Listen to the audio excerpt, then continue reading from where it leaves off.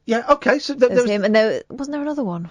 Yeah, okay, but you're saying that there are other secret ones going on that we don't know about. I think possibly true. Well, that's so they say. I'm going to be honest. Have you seen the state of the government? I don't believe a word those guys is saying. What do you think, Elizabeth?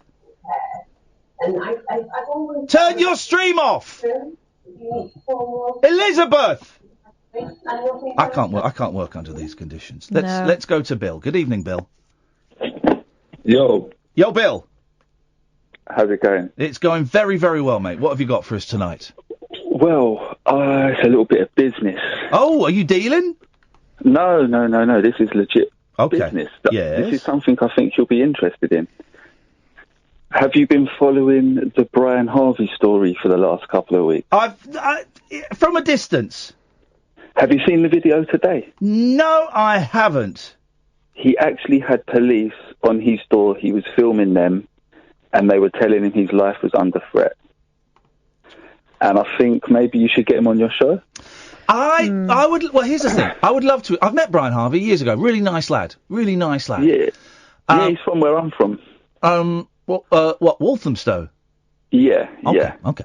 Well, that's loads of people are from Walthamstow. So he's also good friends with a distant relative of mine who he mentions, but in the video. But intriguing. That's what got my interest in it. Do you know what? I'd love to go and have a chat with Brian Harvey. I wouldn't want to do it live, and I wouldn't want him on the. I'd want to go round there and spend an afternoon with him, because there are. I can narrow it down to two possible options, right? One is, because I've not seen a lot of the videos, so I don't quite know. But I've read the headlines, and of course the headlines pick out the most sensationalist bits and take them out of context. No, you have to see it from his prerogative. Okay, but I'm talking about the video where he says he's got clones. No, this is the last... Yeah, no, but what I'm saying is, I haven't seen any of the videos, I've only seen the headlines, and the press can take bits out of context, right? Yeah. So from that first video, and we'll get onto the new one in a minute, from that first video, the two explanations I can see are as follows. One, he is either, incredibly mentally ill, or doing a lot of drugs, or both, right? And so it's all a fantasy world. Two, it's true, and he has been abused by some paedophile ring. There's a third option, actually, and his life is under threat. Or three, it's a mixture of both. But you're saying that there is now a new video. Yeah, from listening to what you've just seen, you have to see his videos, because what it is, it's something to do with his old E17 manager. He's not said why, but he didn't re-sign at the time, and he's been blacklisted ever since, like a media campaign, and it's something to do with phone tapping. He has proof that... Well, okay. I'm not going to go into it, but watch for yourself. Does he? And it's about how the papers portray him, so I'm thinking used to right there. I'd love to talk to him. I looked like I spent a good 3 or 4 minutes last week trying to find a contact for him and couldn't, so I gave up. And we have emailed him. Have we? Oh, that's from an old site though, wasn't it? Yeah, I saw that site. It's an old site. It kind of stops about 2 or 3 years ago. But there's saying that you have proof, and then there's actually having proof. No, he shows it. What proof does he show? I'm not really good, because what it was, there was a name on this thing that took my eye. It's like a police statement sheet from a case. Yes. It's things like that. Okay. It's so, honestly, and I can't even attempt to explain it. You're attempting, and you're attempting very, very well. What I'm attempting to do is steer you there, because I can't do it justice. All right. It's one of them things you'll All right, hang on a minute. All right, I've got someone grumpy has sent me the video. Is there bad language in this video? Do we know? On and off, he's very intellectual. This is what's going to kind of make you take you away from the mental health. I think that could be an element. I'm not sure, but mentally ill people can be bright. No, he won't surprise me. I've worked with him. He's a good lad. I've met him a few times as well. He's a very on your sleeve fella. And I'm not saying that, who knows? He might be listening. Brian, if you're listening, you're welcome to give us a call. I'm not saying he is mentally ill. I'm just saying that is one possible explanation. But I don't even think through any fault of his own. I think there has been harassment there. but how do you know that? Because he says so. Well, I don't know. I fell down a well. You know what I mean? Yeah. Someone says something, and I did fall down a well actually, so I don't want to make light of it. But someone says something doesn't necessarily mean it happened. They might believe it happened, but it doesn't necessarily mean that it happened. Well, yeah, of course. It's what you take from it, and I'm open-minded. I just think that I think it'd be a great show. Oh no, I agree, and I kind of here we go. Here he is. Let me just play the beginning. He's a fair person. All right, hang on. Give him a platform. Shut up. Here we go. This is the beginning of that video. Sorry. So this is What's the name of it? Serious Death Threat on My Life Part 2. Yeah, that's the one. Okay. And we'll see if any names get mentioned, we'll dump it. If there's any swearing, we'll dump it. Thursday, 3rd of August, 2018. Yeah, this one's just literally. Hang on a minute already. It's Thursday, the 2nd of August, so he's got the day wrong. I don't mean to make light of that, but he's got the day wrong. So, okay. Police come to my home to inform me there is a serious threat to my life, but won't tell me who it's from and where. Okay. Well, let's have a little listen. I'm having trouble here. Says Brian Harvey is talking to two policemen who are leaning on his recycling bins. It's in danger, is what you're saying. Basically, yeah. Well, so what he's saying is, so far in the letter, he's got to the point where he said. No, can you start the letter again, please? Yeah. So, do you want him to move a little bit? No, I don't want you coming close to me, mate. I told you I'm in fear for my life from you people. So. Okay. I stress that I will not, under any circumstances, disclose to you the identity of the source of this information, and whilst I cannot comment on the reliability or otherwise of the source or the content of this information, I have no reason to disbelieve the account as provided. Okay, I am not in receipt of any other information in relation to this matter, nor do I have any direct involvement in the case whatsoever. Okay, so essentially some information is coming in. We don't know the reliability of it, but it's our due bound to come and tell you. Okay. Right. And so that's essentially what we're here to do. Right. So okay? who's made the threat? That's what we don't know. We can't tell you. We don't know. Can't tell you. We personally don't know. So we're completely separate to the information. We're completely separate to the case. But the police have a duty of care to you to come and tell you. But the police don't care about me, because if they did, they would have. Well, why have they not acted upon the evidence that they've taken off my computers with regards to phone tapping? We personally don't know anything about that. We're not here. Okay, it goes on. It's 20 minutes, and that's part 2. Well, that must be very terrifying for him, and as I say, I work. It's very sad at the end, Ian. If you flick, not on the show, but if you're in the break, flick right to the end and see how he is when this is away from the police. It's quite sad. Yeah. Here's what I think. Yeah. Right. Hello, Kath. Hiya. I worry that because he's been so public with his fears, that people take advantage of that, and it could be that it's some sicko deciding to target him because of what he's been putting out there. I could write a letter, Bill, and send it to the wherever, if he still lives in E7, in Walthamstow. Yeah. I could send, but Bill, I could write a letter and send it to Walthamstow Police anonymously, saying I've heard that there's a death threat on his life. For sure. But and that could be all this. But that's not to take away from the fact that he's been mentioning in previous videos. I'm not. But the name isn't mentioned in that letter. So no, it's in previous videos. Yeah, but it's not connected to that letter, which is saying that there is a potential death threat. And so, but he has exposed himself by showing vulnerabilities, whatever those vulnerabilities may be. And as we know, if I go on Twitter, right, and say I'm feeling really depressed, I'll get 100 people saying, oh, I'm sorry to hear that. I'll get 2 people saying, why don't you go and kill yourself, you prick? Now, that's horrible. Exactly, it's horrible, but I'm cool with it at the moment. But that could be the same thing. He's put out a video that's been seen by 50,000 people saying, my life is at threat. I've got the God on my side. I've got clones. I want to talk about a paedophile ring. All it takes is one person to go, all right, let's wind him up. Let's have a bit of fun. Get pen and paper. We're going to write a letter to the copper. That could be that. Now, that doesn't take away from the fact that must be horrific for Brian to get that. If he is fearful that his life is in danger, and then the coppers come round, who he's obviously got an issue with, and say, we think we have a letter saying your life is in danger. And they say in there, we don't know if this is real or not. We don't know who it's from, but we just have a duty to tell you.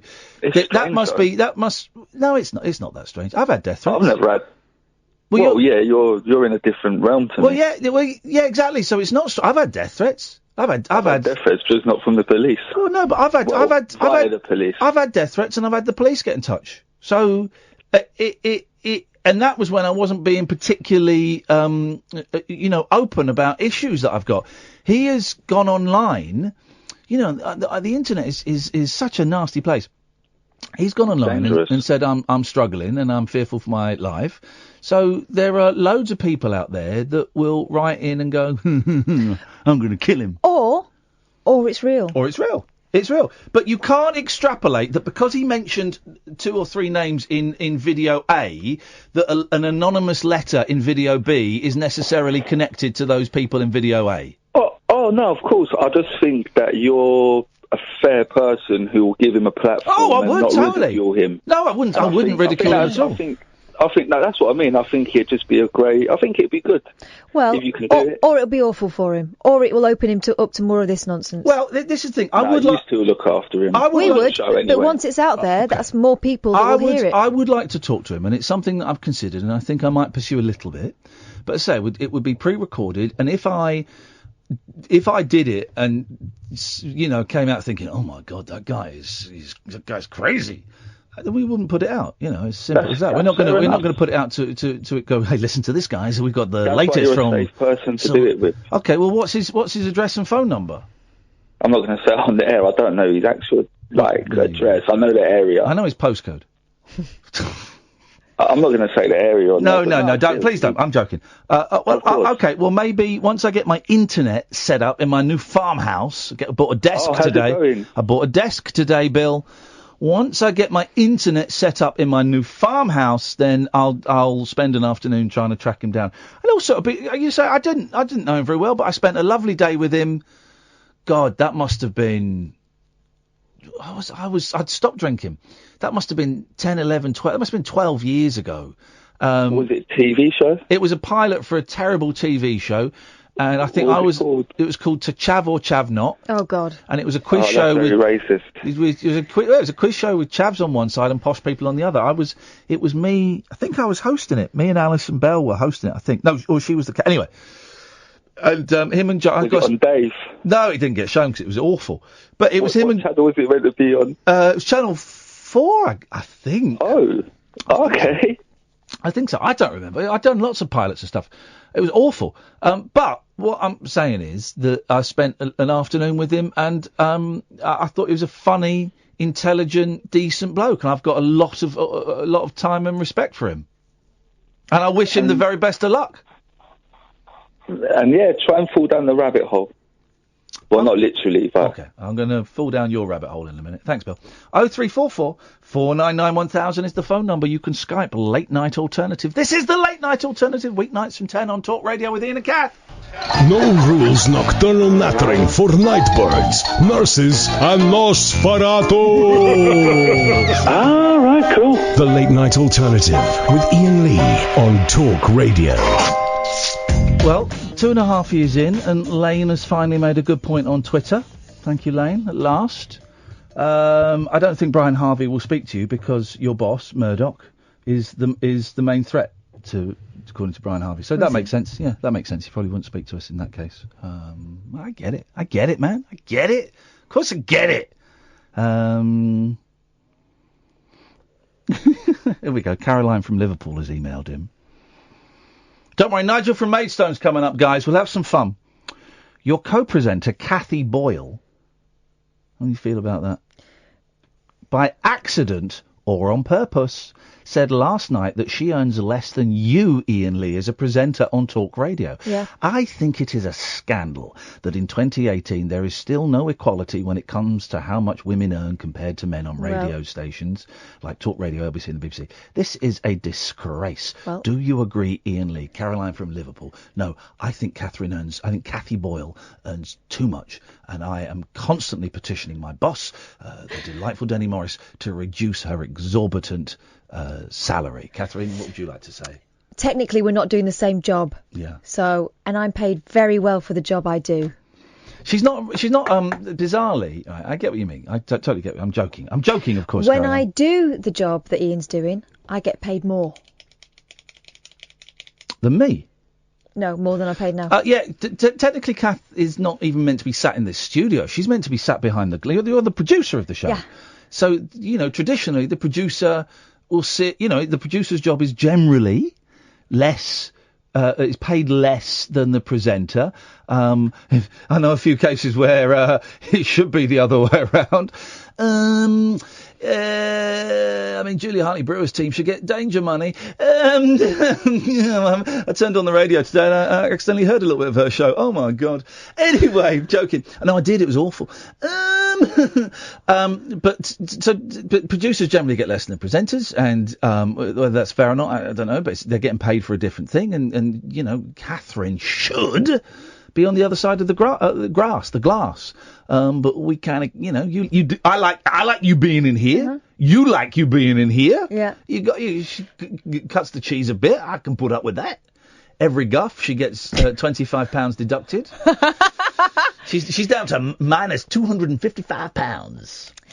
It's not comparable, Caroline, but thank you for your concern. I get paid very well for the job I do, and when I present, I get paid considerably more. Let's have a whip round. By the way, can we put this bit in the podcast? Why? This bit now, from now. This is... Beep, there's your edit point. We're in the podcast now. I'd just like to dedicate this podcast to my DPD delivery guy, Craig. Oh, I like Craig. Craig is great. So, I've moved into this farmhouse, right? Come to you in a second, Nigel. And I've just ordered... I haven't got any furniture, so I've ordered a lot of big boxes off various, home furnishing sites, right? And I moved in yesterday, which was Wednesday, I believe. And ding dong, got a doorbell and everything. And I went and opened the door, and it was this young guy there, and he said, "Got a delivery for you." I went, "Oh, nice one, man, thank you." He went, "Wow, you really look like Iain Lee." And I said, "Well, there's a reason for that." He went, "No, I listen to your podcast every day. I think you're brilliant." And I get people saying you're in the jungle. Very rarely do I get people coming up to me saying, "I listen to the radio show." We get it when we do events, but when you're out and about, it's, "Oh, you're from the jungle." Mm-hmm. So to have someone come to my door and say, "I listen to your podcast every day," was a thrill. And I asked his name, it's Craig, and he's like, "Oh, thanks, man. Well, I really appreciate that." He went off on his way. Came round again today. I blew his mind. Opened the door. "All right, Craig, how's it going?" "No, you remember my name!" Of course I remembered it, because he's a really nice bloke. And he was asking about an app I mentioned ages ago, so I'll say it again, just in case he forgets it. It's called Free Prints, and it's a free app, right? And each month you get 45 of your pictures on your phone. They'll develop them for free. You pay $3.99 postage, right? It's a great. There's loads of other apps like it, actually. There's one called Fish, I think. There's about half a dozen, right? It's these great little things. Go on and it will print them off, and you just pay for the postage and stuff. I don't get a penny for it. I just thought I've used a couple of them, actually. They're really good apps. So I was telling that, and I thought, yeah, you have been listening, boy. I know. You have been listening, boy. And so can we just dedicate this podcast to Craig? Because I've got some really big boxes coming over the next week or so, and I don't think he's going to be so jolly. I just don't think he's going to be so jolly with me. So big up yourself, Craig. Thank you, Craig. A nice bloke. Nice people. Oh, I'll tell you about some nice kids I spoke to earlier on today. But before that, let's go and speak to the show's nice kid. It's Nigel. Hi, Ian. Hello, Nigel. Hello, Catherine. Oh, you sound down in the mouth, Nigel. Oh, it's just getting worse. I rung in to cheer myself up because I've been to see Mum in the hospital. Yeah, go on. What's the latest with Mum? Well, she's very ill, and I don't know how long she's going to last, but at the moment her kidneys are not working and very well, and the blood pressure's low, and she's not eating. Oh, and I'm sorry, Hey, you take your time. I know You it's take your terrible time. to watch her dying. Well, hang on a second. Yes. Have they said that she's dying? Well, he said I had to check. The doctor spoke to me and he said he can't say how long she's got, but it's a matter of time or something like that, or he doesn't really know himself. I mean, something could change. Yeah, something could always change. So, something could put her blood pressure did go up a bit yesterday because it was low. Can I ask, Nigel? Kidneys could start Let working. me just ask a couple of questions, right? Yes. Have you got? Are there any other family members or friends? Yes, I've been Hang on, Nigel. This is yes, important. sorry. This is important. This is important. Just. I know you. Just focus for a second, because I just want to get some clarity. Are there any other family and friends that go in and visit her in the hospital? Oh well, yes, we have the neighbours visit her now and again. Is there anybody that goes into the hospital with Yes. you? No, Nigel. Not This every is, day, Nigel. but This yeah, is really important. I know you're upset, but you've got to focus, Yes. okay? Yes. Is there anybody that goes into the hospital with you? No. Right. Is Because there? I cycle. All right. Could you? Is it possible to take a neighbour, Mm. a grown-up, Yes. to go to the hospital and talk to the doctor with you? Because I tell you why. When my mum was ill. What do you mean? They tell people different things? No. When my mum was ill, I Yeah. found it really hard to remember a lot of what the doctor said. Because the doctor says your mum's really ill, and then everything after that. A couple of the doctors have told me the same thing. I know exactly what's going on. Okay, well, Yeah, okay. it's fine. I'm very frank with the doctors at the moment. Okay, Yeah. but I just because as human beings. No, there's no need to. Because Okay. The other neighbours have talked to her. Okay, all the right. same as me. All right. There's not much that the. I know when my suggestions and advice are unwanted, and I know when to back away gracefully, and I'm backing away gracefully, and I wish you all Well, the no, very best of luck. you are right, but I like to see Mum by myself, and anyway. Okay. Well, this is yeah, not a sorry, conversation sorry. where I'm going to score points, so I'm sitting back, and I'm sorry to hear that. But all I can say, the doctors told me that they're doing their very best at the moment. They're very I'm best. sure they are. And giving her fluids to keep her alive, of course. So what can we do? What can we do? I've told Miley Cyrus about it all, and I've been in contact with Miley Cyrus to tell her about it. So I'm going to sing one of her songs if I can. Please do. Miley Cyrus isn't asking you for money or anything, or pictures, rude pictures or anything, no, is this she? is the real one with the tick. I always messages on her, the real one with the tick. So, like you have a tick on And your she face. replies, does she? Pardon? She replies, does she? No, but it's the real one because it's like yours. It's Well, the has one she- with the well, tick. yeah, okay. But no, she doesn't reply. Okay, all I right, never well, that's reply to anyone, not especially All right. Miley Cyrus. All right. Well, she does sometimes on some of the other ones she does. I've had replies, but very briefly. You know, they're not allowed to talk. Well, why don't you give us a little bit of Miley Cyrus now, then? I will say they're not really allowed to talk to many people privately because it can interrupt the people that they work with. I've been told anyway. Okay. So this is going to be a song, a tribute for my mum as I miss her at home for the last 7 weeks. And Entertain, Nigel, for the show has to go on. Yeah, I pray that should be okay. And we don't. Like I said before, the doctors don't know for sure what's going to happen. No. She's very ill, but still alive, and kicking. So she's kicking. No. Flippin' heck, man! She's doing karate. She's like. Wouldn't that be That's something? a matter of a fact. Yeah. Go on then. Let's have your song. 'Cause we've only got 3 minutes left. I'm doing this song for Mum. There we go. And everyone around the world. Okay. Here we go.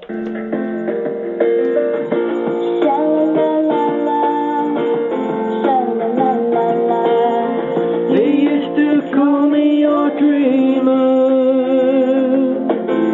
Said I was sent straight down from heaven. Oh yeah, yeah. You know me close to your eyes. Oh yeah, yeah. I love the way you felt so strong. Felt so strong. I never wanted you to leave. I never wanted you to leave. Stay here holding me. I miss you. I miss your smile. dear, every once in a while. And even though it's different now, we're still here somehow. And I won't let you go. I need you to know I miss you, sha-la-la. I miss you.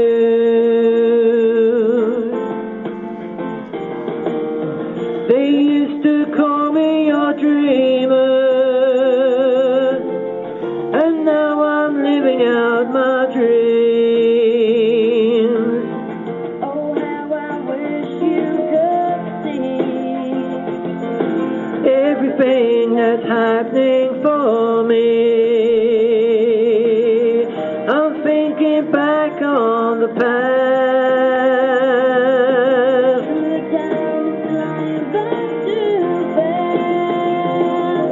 I miss you, I miss your smile, and I miss you to tear every once in a while. And even though it's different now, you're still here somehow. Now I won't let you go. I need you to know I miss you, sha-la-la. I miss you. Take it away, Miley.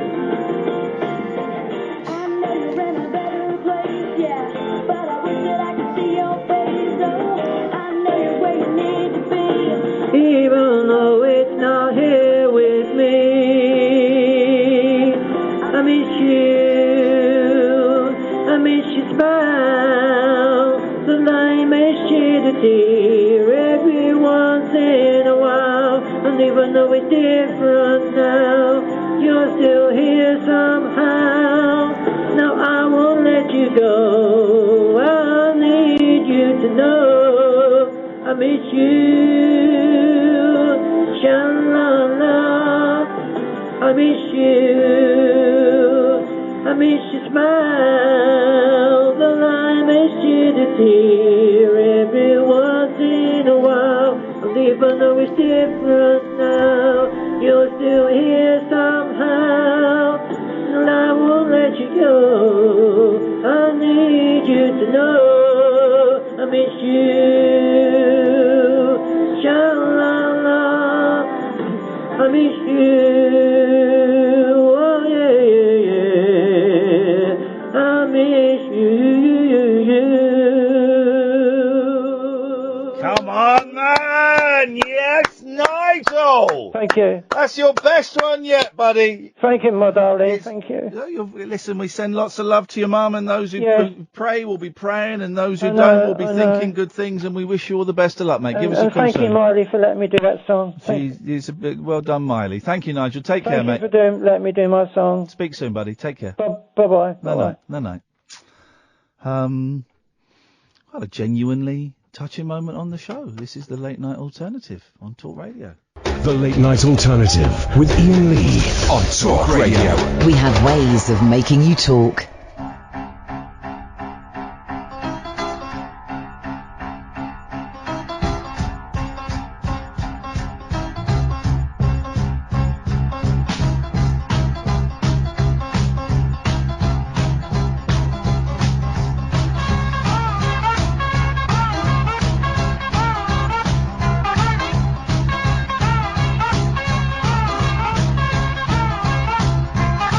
I'm tired, I'm nervous,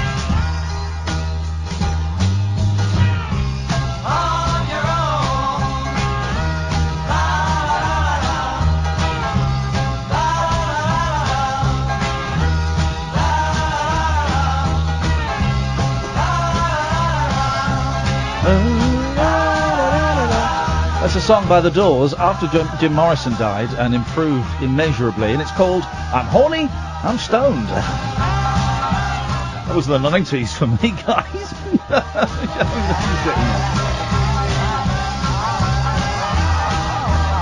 Terrible band, The Doors, but I, for some reason I love that song. I played it originally as a joke because I thought it was supposed to be so bad, but actually it's a great, great song. The Doors are one of the worst. But I tell you, let's do a list. It was a sexy, but it was Jim Morrison was sexy. That was the point. He looked wasn't fit, but you knew that he'd been wearing those leather trousers for 3 years. Well, I bet it was musty. I bet his balls stank. God. I tell you what, I was in a place today where I did the voiceover. I got a big laugh today. I had to go and do a voiceover, right? Big laugh as I walked into the building. I thought, this is back. So it was 3:30. I got in there at 3:10 because it was hot. I thought, I just want to go and sit in an air-conditioned building. So I walked in, and they obviously didn't have anything on. They're having a meeting. Their clothes on, sorry. But they didn't have any jobs on. So they were sat in the reception, everyone that worked there, about 15 people, all sat in a circle, obviously having a meeting. And I just stride in. And they all look at me, and I look at them, and I said, right, I'm glad you're all here because I've summoned you for a reason. Huge laugh! You killed! Absolutely killed it! Big laugh! Broke the tension! That's all... Oh, you all right? That's all the joke is. It's a release. It's a build-up of tension and then releasing the... That's all a joke is. Yes. A laugh is the air escaping from the tense moment. That's all it is. That's why people laugh at funerals sometimes. It's tension. Tension is released. The funniest thing you can do, a loud fart at a funeral. Because there's so much tension. You release the tension. It's great fun. I just rock up at funerals of people I don't even know after downing cans of beans to let rip and help people. And then he says, you're welcome, and he leaves. I leave! But that got big laugh at the old... big laugh at the voiceover today. Well done. Thank you. Well done. Thanks very much indeed. I was telling you that story... Oh, yeah. So, acts that are actually rubbish. Let's do it. Les 0344 499 1000. Skype late night alternative. Let me turn the Skype on. Acts that are actually rubbish. I'm going in heavy here. Springsteen. No. Springsteen. What a load of crap that guy. Probably do a Springsteen. Hang on. Hey little girl, is your dad home on the streets of Philadelphia? Give me I don't know any Springsteen. I'm trying to do a Springsteen song. Baby, we were born to run. You need more gravel. Swallow some gravel. A big pair of Baby, we were born to run. Bob Dylan. I'm Bob Dylan. Bob Dylan sounds like he's starting the bike up. It's not quite working. Who was it who did a routine about people starting cars? Famous people starting Little cars. and Large? It was Eddie Large. Did a very funny routine about... it's a great thing. It's probably on... I wonder if it's on YouTube. It must be. Celebrity... Little and Large starting cars. It was a very, very funny... I can't find it. Very funny routine. And Bob Dylan would be... Dylan is good. Springsteen is pony. Oh, awful. Awful. I like Springsteen. I like his short little legs. I like he's tiny. I like his jeans. 5'1". I like his love of the bandanga. The what? The bandanga. What's the bandanga? A bandana. But you said bandanga Yeah, just for fun. So you doubled down. You didn't say it for fun. I did. I love it. I love saying bandanga. You messed it up and then called you out. And no, that's my own little take on a classic. You say no. I'm saying yes. Oh, there's a lady. Hashtag bandanga. Hello, is that bandanga? What's bandango? I've no idea. Catherine is just acting the giddy goat, young lady. What is your name? Pam. Hey, Pam, how are you doing? Fabulous. Well, we've not spoken before, have we? Never. Pam has called in on the Skype, and because it was video, so I kind of feel like... And you're smiling, you're happy, you're upbeat.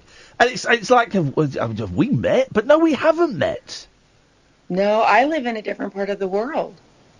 America. Yeah, Yeah. but I look out and I see Canada. Oh, honey pie, you are driving me frantic. Sail across the Atlantic to be with me tonight. So whereabouts in America are you, Pam? Okay, in the corner Yep. of the United States. Top right corner, Niagara Falls area? No, the other end, eh? Oh, hey. Oh, look, you've got the Canadian A. Hey. Look at Kath. Is that your garden? Yeah. Look at her backyard. Look at that. Pam. When are you inviting us over? You have to get here. We're getting there, eh? What are you doing? How long have you been listening to this rubbish then? I first learned about you on the show, on the... Come on, say it. Say the words. Oh, I can't think of the word. Say the word. The celebrity Get Me Out of Here But thing. hang on, but how did you watch that in America? YouTube. So you're a fan of like reality shows or British reality shows or I'm a Celebrity or... Yeah. British reality. Wow, you're a real nut job. But do you know who any of the celebrities are? Yes. Okay, fair enough. Yeah. So you watch... I started with Big Brother, Celebrity Big Brother. Yeah. That was some years ago, and then it just branched from there. I like you, Pam. You're what we call over here a good old-fashioned eccentric, or as they used to call a loony. Yes. So you found me on the Jungle, and then did you start listening sort of shortly after that, a while after that, and... Well, I stumbled across your YouTube channel, so I watch you live. Yeah, okay. Every day. Wow. I tell you what's funny, I was thinking about this today, and I was going to talk to Kath about it, and I forgot to, but when we did, the couple of weeks after I got back from Australia, do you remember this, Kath? Literally, for 3 weeks... It would a girl's name would appear on the screen when we go, right, we're going to go to Susie. Oh my god! Yeah, and you get like a giggling 15-year-old, okay? And I don't know how to talk to 15-year-old girls, and they didn't have anything to say to me. They just wanted to say, I just want to say hello. And we had 3 weeks of it, and then it stopped, as I knew it would. And I wonder how many of those 15-year-olds, maybe they're 16 now, how many of those are still listening? I suspect very, very few, but it was flattering. Yes, I think. Well, okay. So you listen every night. That's very every day. Every day, of course. It's the afternoon here. What time are you there? About 4 o'clock, 3 o'clock? Oh no. Let me look. 6 o'clock, 5 o'clock. 3:15. 3:15. Okay, I was right on the very first go. Yeah. Oh. Well, okay. Well, what would you like to say? Nothing. I just really enjoy watching, and I really enjoy how you talk to your... What was that? I was sticking my tongue out at you, but not in a sexually aggressive way. It was in a friendly way. I forgot you could see me. Yeah, you were right to call it out, Pam. You have to put up with that. 2018. No, I'm a correction officer, so that just kind of space. Yeah. Okay. You'll be corrected if you carry on. You can correct me anytime you want, madam. Okay. Steady. It's just taken a very dark turn, Pam, and I blame Catherine for that. Not my fault. Catherine's injecting an energy that's unnecessary. Go on, well, you were going to say something. Sorry, go on. But I do appreciate watching you with your regular callers. It's really fun to watch. Oh, thank you very much. I don't get that over here. If you know what's going on in this country, it's crazy. So to watch people being kind is a lovely thing. Bless you, Pam. You got it. That's what me and Kath we were trying to do with we were aiming for that when we came here, and we didn't really talk about it. And then a while into it, we went, oh, I think we've stumbled on to something, because I know I don't listen to a lot of American speech radio, but I know a lot of it is quite right wing, which is fine. But a lot of it, and a lot of speech radio over in the UK is to cause fear. It's to get people angry, because angry sells, and it's to create division. And over here, it's to create division in terms of Brexit, and in terms of Muslims, and in terms of poor people, and all of these kind of groups. And I imagine it's pretty similar over there in the States, except you've got Mexicans. Throw Mexicans into the mix. But here's the thing. Go on. Sorry to interrupt. No, go on. I understand what's going on in your country to a point. What's going on over here is a lot of what happened in 1933 in Germany. Mm. And that's scary for us. Mm. It's scary for women. I live in a state where our governor is literally every day fighting back what that guy in the White House says. I mean, he literally has to bring laws and suits just to try to keep us safe in our own house. You said something interesting there, that it's frightening for women. Yes. Yeah, can you explain what you meant by that? In what way is it frightening for women? He wants to roll back Roe versus Wade, which is a woman's right in the United States to have an abortion. What Trump does? Mm. Yeah. Oh, I'd missed this one. Have you heard this, Kat? Yeah, I You've have, heard yeah, this, yeah. right? Oh, wow. And what's his argument for that? Well, he's putting in a judge who is in support of taking away a woman's right to do anything with her body. Like I said, it's becoming like 1933 here. Germany. But he's going to stay. He's it because everyone was saying, well, he won't last because the Russian thing will get him, or the porn stars will get him, or the Steve Bannon will come out. And this guy, Trump is untouchable, it would seem. You know, even when he went to Russia and said, I love Russia and I don't think they colluded, and involved it, and then came back and went, oh, actually, what I meant to say was, I do think it was wooden was the thing. Wooden. He survived that. And the point I knew he was going to win, and the point I knew he would be untouchable, was before he got elected, when he made fun of the disabled reporter. Do you remember that? He did he did the face and the voice. Look at this guy, and he did the face and the voice. And I thought, that's going to be the next. If he can weather that, he's in. He's untouchable. And I know he's done worse than that, but that was the point where, for me, I thought, that's it. He's a shoo-in. Right now, they are. I think everybody's waiting for the midterms, which are in November. Right. Because there's 2 Senate seats, and then there's 21 House seats that are all up. So the one side's going to take it all back. Right, okay. And then that removes the power from him. Is that right? That removes the power, and that also allows the one party that's behind him, to finally say, okay, we're done with you. Okay. Because, I mean, that's what I'm hoping for. It's bad. He starts fights with everybody. And our allies are now our enemies, and it's frightening on a daily basis, because I don't live that far from a nuclear submarine. Man alive. Wow. Yeah. And so he sits there and incites hate and anger, and all we want to do is just kind of like live in our trees. All you want to do is not die, not get blown up by a nuclear bomb. Yeah, well, there's been a few nights where we've gone to bed kind of saying to each other, well, good luck. We hope we see each other in the morning. I mean, we do live very close to sets that are nukes. So. Hey, Pam, we don't normally talk about Trump, but I tell you what, we don't normally talk about Trump or Brexit, and we often say, unless you've got a new angle on it. And I've not heard, I've not spoken to anyone living under Trump's dictatorship. So you have certainly brought a new angle to it. So thank you for that, Pam. Sure, anytime. And thank you for following me in the jungle. You've even got a Canadian flag, you traitor. Thank you. Oh, no, my stepmom just passed away. Oh, I'm sorry to hear that. I'm sorry to hear that. No, it's okay. It's for her. That's for her. She was Canadian. What was her name?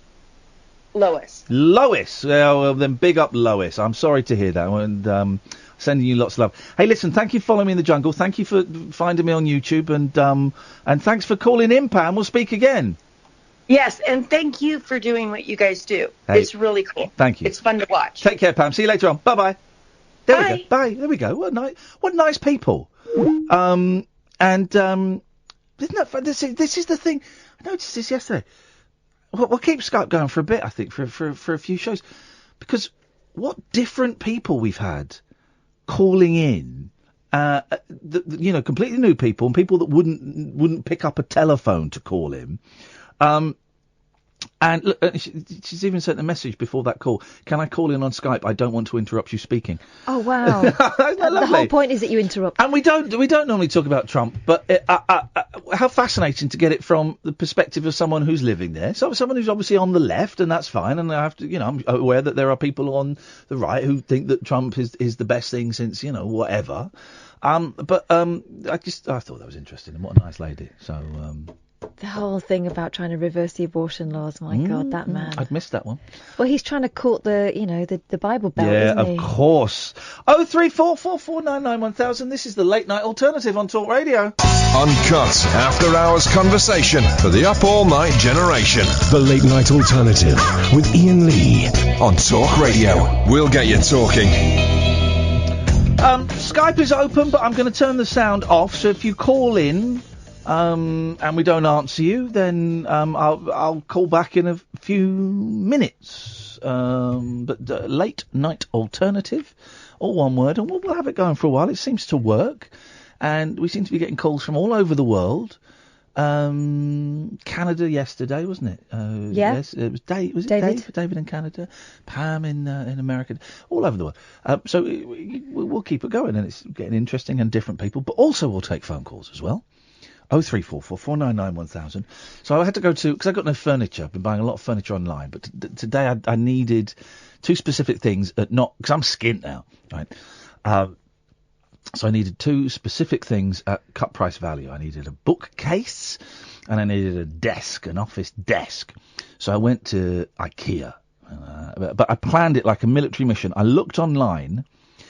And now they have a thing where it will tell you exactly where the thing is stored, like which column and which aisle to go to within the store, right? So I knew I had exactly where to go to get the bookcase and to get the desk. And what's it called? What are they called? Like one's called a hemnan. The bookcase is called like a hemnan, and the desk is called a thaig, I think. So I got these, and this is the coolest. I haven't been to IKEA for years, right? This is the coolest thing, because I saw these signs, and I went up to one of the people. I said, "These signs, what is this?" He said, "Oh, yeah. There's a company. It's not IKEA, but they work through us, and for a fee, they will come and put together the things that you buy." Hell yes. And I'm thinking, this is going to cost a fortune. I said, okay, so I said, all right, how much is it? And he said, well, let me look. I said, right, but the bookcase, that'll be 15 quid. For the desk, that's 25 quid. I went, I'm having that. I thought it'd be like 50 quid a pop. I said, okay. Do they do weekends? He said, yeah. So can I have Saturday morning? He went, yeah, that's fine. So they're coming around Saturday morning for 40 quid to build a... Now, I could do it. Of course I could do it. But that's like 3 or 4 hours of my time, and I would muff it up. And also, it's a bit tricky with one person. Sometimes you need the other person to hold it while you stick the screw in and get the flipping Allen key to take and all that stuff. Yeah, so... You need someone to swear at. So has anybody done... Are they any good? I'm sure they're good. So they're going to come in and do it. The stress has gone. But here's the thing. I've got... From a different company, I've got a CD rack, which is going to be... It's a big old CD rack. It's a big one. It holds 1,000 CDs. And I've got 4 dining room chairs. And I am wondering, if I wave like 50 quid in their faces, will they put them together as well? They're not working for IKEA. They're not working for IKEA. They're working for the man. And I'm the man. I'm going to hold them prisoner until they build all the things in the world that I want them to build. So I'm going to, if anyone knows if you can bribe the people that come and build things from IKEA. And here's the thing. So I bought these things. It's a big old bookcase and a big desk. So long packages, right? And I didn't have one of those flat trolleys. I just had a shopping trolley. And it was tricky pushing it around, but I got it. And I got down in the lift and then I went outside. And I don't know. Well, so I was outside trying to get to the car, going past the little kiddies' playground. And... do they have a creche in IKEA? Because I saw lots of people turning up with their kids and kind of like handing their kids over. I think there is a thing. That's nuts. I've never taken my kids in IKEA. I don't think I have. I might have taken them in when they're in pushchairs strapped boys in. haven't been. I'd never let them loose in IKEA. Oh, I would. I'd let them go off. I haven't yet, Go but and I'm play. sure they'll love it. So I'm going past this playground, right? And I've got this trolley, and it's full of these massive things. One of the bits of wood is almost as tall as me, possibly taller. It's taller than me, actually. And the trolley spins round very slowly. I can see it happening in slow motion. Spins round onto the side, so it's going sideways, and then it flips over. Right? Oh, man. And it flips over, and you do that thing, you just stand there looking at it for a second going, oh, man. Nothing was broken, it was fine. But it was still in the trolley, and the trolley was on its side, so I had to pull everything out, and I was like, geez, and it was hot. So I'm pulling everything out so I can right the trolley, and I see out of the corner of my eyes 2 people coming to help. I thought, gosh, here's the thing. They were the 2 kids from the playground. The boy was no older than 7, and his sister was at tops 6, possibly 5. And I saw them come out of the playground, and they started walking towards me. I said, guys, have you come to help? They said, yeah. Oh. 7 and possibly 5, right? And there's no way they were heavy boxes, right? Oh. And I said, wow, thank you so much. That is the kindest thing. But do you know what? I think I'm going to be all right, and I don't want to disturb your play. You go back and play, but thank you. And they went off, and their mum was in the playground. I don't think she'd noticed. I think she was on her phone, not being a bad mum or anything. She just hadn't noticed. And they had been raised so well that they had come out. Now, as I'm saying this out loud, I'm suddenly realising they probably thought I was really old. That's the thing. In their eyes, an old man is in trouble. But an 18-year-old is old to them. Yeah, exactly. An old man is in trouble. But I was so touched. I thought that my boys should be so well brought up that they see someone with things on the floor, they go off to help. I thought that was incredible. Very sweet. I've got something in my eye over that one. Oh, me too. I was so moved. And then I was struggling a bit. The builder came and helped me. But I just thought, wow. And people say the world's a bleak place and broken Britain again. And you got kids like that. 7. He was no older than 7. She must have just turned 6. And they came out to help. Did you tell their mum that they? Do you know, I didn't, because their mum, and yeah, possibly I should have gone over and said, your kids are, I didn't. Possibly I should have done. But I just thought, wow, what nice, what a sweet thing to what do. nice kids, man. What nice kids. Let's go to Brian. Good evening, Brian. Hi, Ian. Really good show. Thank you, Brian. It was good that you got that lady phoning in from America, Pam. Is it Pam, was it? Yeah, Pam. Yeah, maybe she should be our regular correspondent and let us know what's going on across the pond, you know what I mean? think she's biased. She's one of those liberal, lefty, biased snowflakes. She's a traitor. She's going to get us all killed with her. She needs to know. If Hillary had been in the White House, there wouldn't be a world anymore. We'd all been destroyed by nuclear missiles. Yeah. So she's one of the bad guys. She's a nasty woman. Yeah. Oh, I don't know. I don't like Donald Trump, you know what I mean? I was going to, because I know you've been over to New York. I listened to your show when you were in New York, and I thought about going there myself, but I thought there's no way I'd be going across to the States when he's in charge, Donald Trump, so... Man up, Snowflake! Man up, Snowflake! What's your problem? What's your problem, guys? People, Ian, I don't like the way he treats people. He's disgraceful, man. You know what I mean? Man up, Snowflake. He's just a horrible bloke. That guy just tells the truth and speaks it as it is. And if you can't handle the truth, then you don't even deserve to breathe the same air as Donald J. Trump. Well, thank God I'm not across America. I'm glad I'm happy where I am, to be quite honest. But I really enjoyed the show. I spoke to Catherine the other week when you were off. Hey, Catherine. Hello. Oh, Brian, now were you the one? one? I was talking about my partner, my new partner, and my 2 daughters, while I causing a few bits of bother because obviously taking the mick over because of her size and stuff. I told you about this. What? Brian's been dating someone for a while, and he introduced her to his daughters for the first time, and his daughters... He told me about this. No, I told you. No, he told me about this. Just now. No.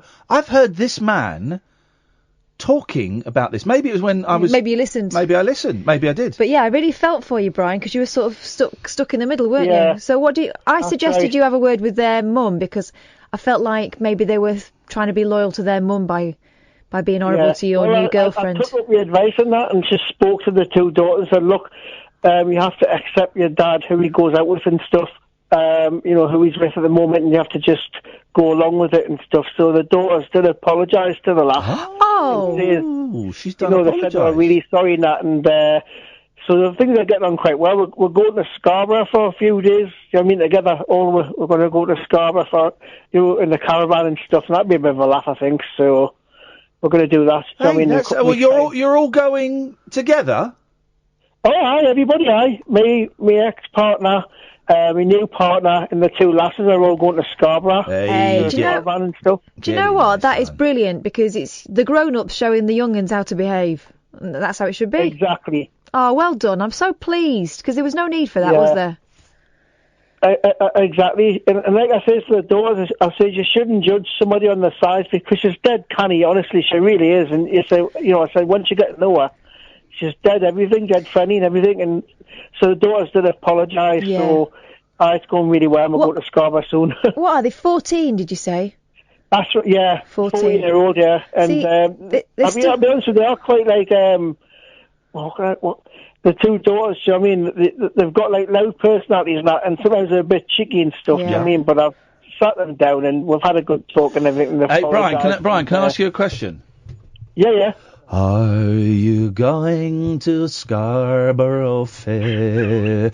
Parsley, sage, rosemary and thyme. Remember me to one who lived there. She once was a sweet bit of mine. Why are you singing like Eamon Holmes? I'm not, You do sound like Eamon Holmes, didn't you? Hey, can we do something really naughty?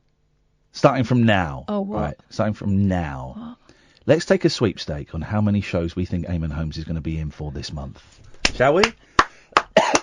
Let me just look at the calendar. Right, what's the date today? It's the 2nd of August. So we've probably got, 20, 25 potential shows? So let me see. 5, 10, 15, 21 shows left. Okay, all right. Let's take a sweepstake. You need to keep a log of this on your computer. All right. Well, remember, I'm not going to be here for the next 2 weeks. Oh, Jesus. I reckon 21 shows. Yeah. I reckon if he does a third of them, it'll be good. I'm going to say 7. Right. I'm going to say 7 shows. So not including tonight's or yesterday, from tomorrow onwards. Yeah? Right. Yeah. I'm going to say 15. That's 15. Okay. This is. Sam's shaking his head. Sam, what do you reckon? Sam's got insider info. Sam, what do you reckon? How many? I do have a little bit of inside scoop. Oh, yeah, go on. I know that he's not in next week, so... Oh, okay. All right. So how many are you going to say? I'll go 10. Yeah, okay. Can I just say, Sam, me and Kath doing it, it's banter. I'm a presenter, I'm talent, she's a producer. Bit rude, you, mate. You're a tech up, mate. And when I pass this audio on to Eamon of you dissing him and pass it on to Denny Morris, you're going to get fined. You can't... How dare you? How dare you badmouth one of Britain's greatest performers, Eamon Holmes. I like Eamon. He's a nice guy. He's a very, very nice guy. I miss him. Oh, come on. Brian, thank you very much for that, mate. Thank you. Tatty bye. Tatty bye. Evening, Jerry. I reckon 9. 9. He's going for 9. 999. 9. I say all the best wishes to Nigel and his mum. Yeah, lots of love to Nigel and to Nigel's mum. Yeah. And had a bugger of a day today. Had a bad day today. The heat? Yeah, heat. Knocked me out for all day, most of the day, been donked out, not on the zone at all. Terrible. I'd like to sing a song, please. Okay, you're one of the worst singers I've ever heard. No, this is good. Well, you say this is good. Have you had lessons or something? Because you're singing, and it's not the Parkinson's, it's the voice. Your singing is awful. It's scary. Just fell down. I'm all right. I'm back up. Is he singing or rapping? No, he fell. Oh, okay. I fell. I fell off the bed. If I fell in love with you, would you promise to be true and help me understand? 'Cause I've been in love before, and I found that love was more than just holding hands. If I give my heart to you, I must be sure. No, you're supposed to sing the. You're supposed to. Hang on a minute, Jerry. Hang on a minute, Jerry. Shut up. Jerry, shut up. Jerry, shut up, please, please. I went to do the harmony, and then you went off somewhere else. Why couldn't you do the tune? We haven't practised this bit. No, we haven't practised any of it. It's a response. All right, Jerry, go on. Sometimes spons goes wrong. Go on, Jerry. I showed you some of my songs. You know it sounds funny, but I just can't stand the pain. Girl, I'm leaving you tomorrow. Seems to me, girl, you know I've done all I can. You see a big burn and starter. Oh yeah, terrible that's why I'm easy. Oh yes, easy like Sunday morning. Right, thanks for calling, Jerry, you weirdo. Terrible. Let's go to my main man, the man who can. It's Mike. Hi, Ian, how are you? Oh, by the way, I've got some bad news. Oh. The shows aren't going to be very good for a while, and I'll tell you why. It's because I'm quite happy. Oh. So the shows are going to be boring, bland. We're going to talk about flowers and puppies. So it won't be Kath sacked, Yeah, well, Kath Kath is getting a 2-week suspension starting on Monday. Deservedly. He is deserved suspension. But yeah, the shows are going to be rubbish for a while, guys, because I'm happy. It won't last. It never does. Oh, see, feel it turning already. But yeah, they're going to be rubbish. I should just flag that up. Anyway, Michael, please, let's hear what you've got to say, my brother in arms. Well, before I was going to talk about what people look like on the phone, but before that, do you not get anxiety? You know, you've got people coming into your house to build furniture. Yeah. I don't get anxious, but I mean, I live in a nice-ish house, and I've got nice things, and I had workmen around doing plastering, and I didn't want to give them the best cups because I thought my missus would have a go at me if they ruined the best cups. Yeah. So I went to John Lewis and I bought some kind of the cheapest cup I could buy. You bought cheap and then I got cups? home, and then they were like £1 each, and I thought, oh no, I can't give them that cup because then they'll think that I just use cheap cups. Right. So then I went out and bought some like mid-range china for them to use. Yeah. Wow. Okay. I mean, this is the kind of thing I get hung up on. That's normal. You bought peasant cups. That's not. Well, can I tell you what I do to get out? Can I tell you what I do to get out of that, Mike? Just don't make them a drink. Yeah, I did this the other day when the removal men came round to take the stuff from the house in Windsor to the new house, to the farm.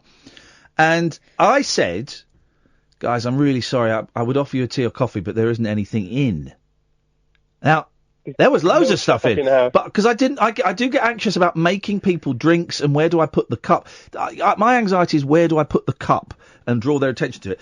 And also, what do you do when there are two men physically exerting themselves in your home? Now, and that's middle class guilt, I think, because I paid them well to do it. Yeah. That was their job, and I paid them, and it was quite an easy job comparatively for them. So it's pure middle class guilt. But I was wandering around. I was trying to, join in by putting like the dog bowls in the back of the car. I was sat on the computer. I did. So will I get anxious? Yeah, I will do a bit. But the whole house is a mess because there's boxes everywhere. So it's a slightly unreal environment.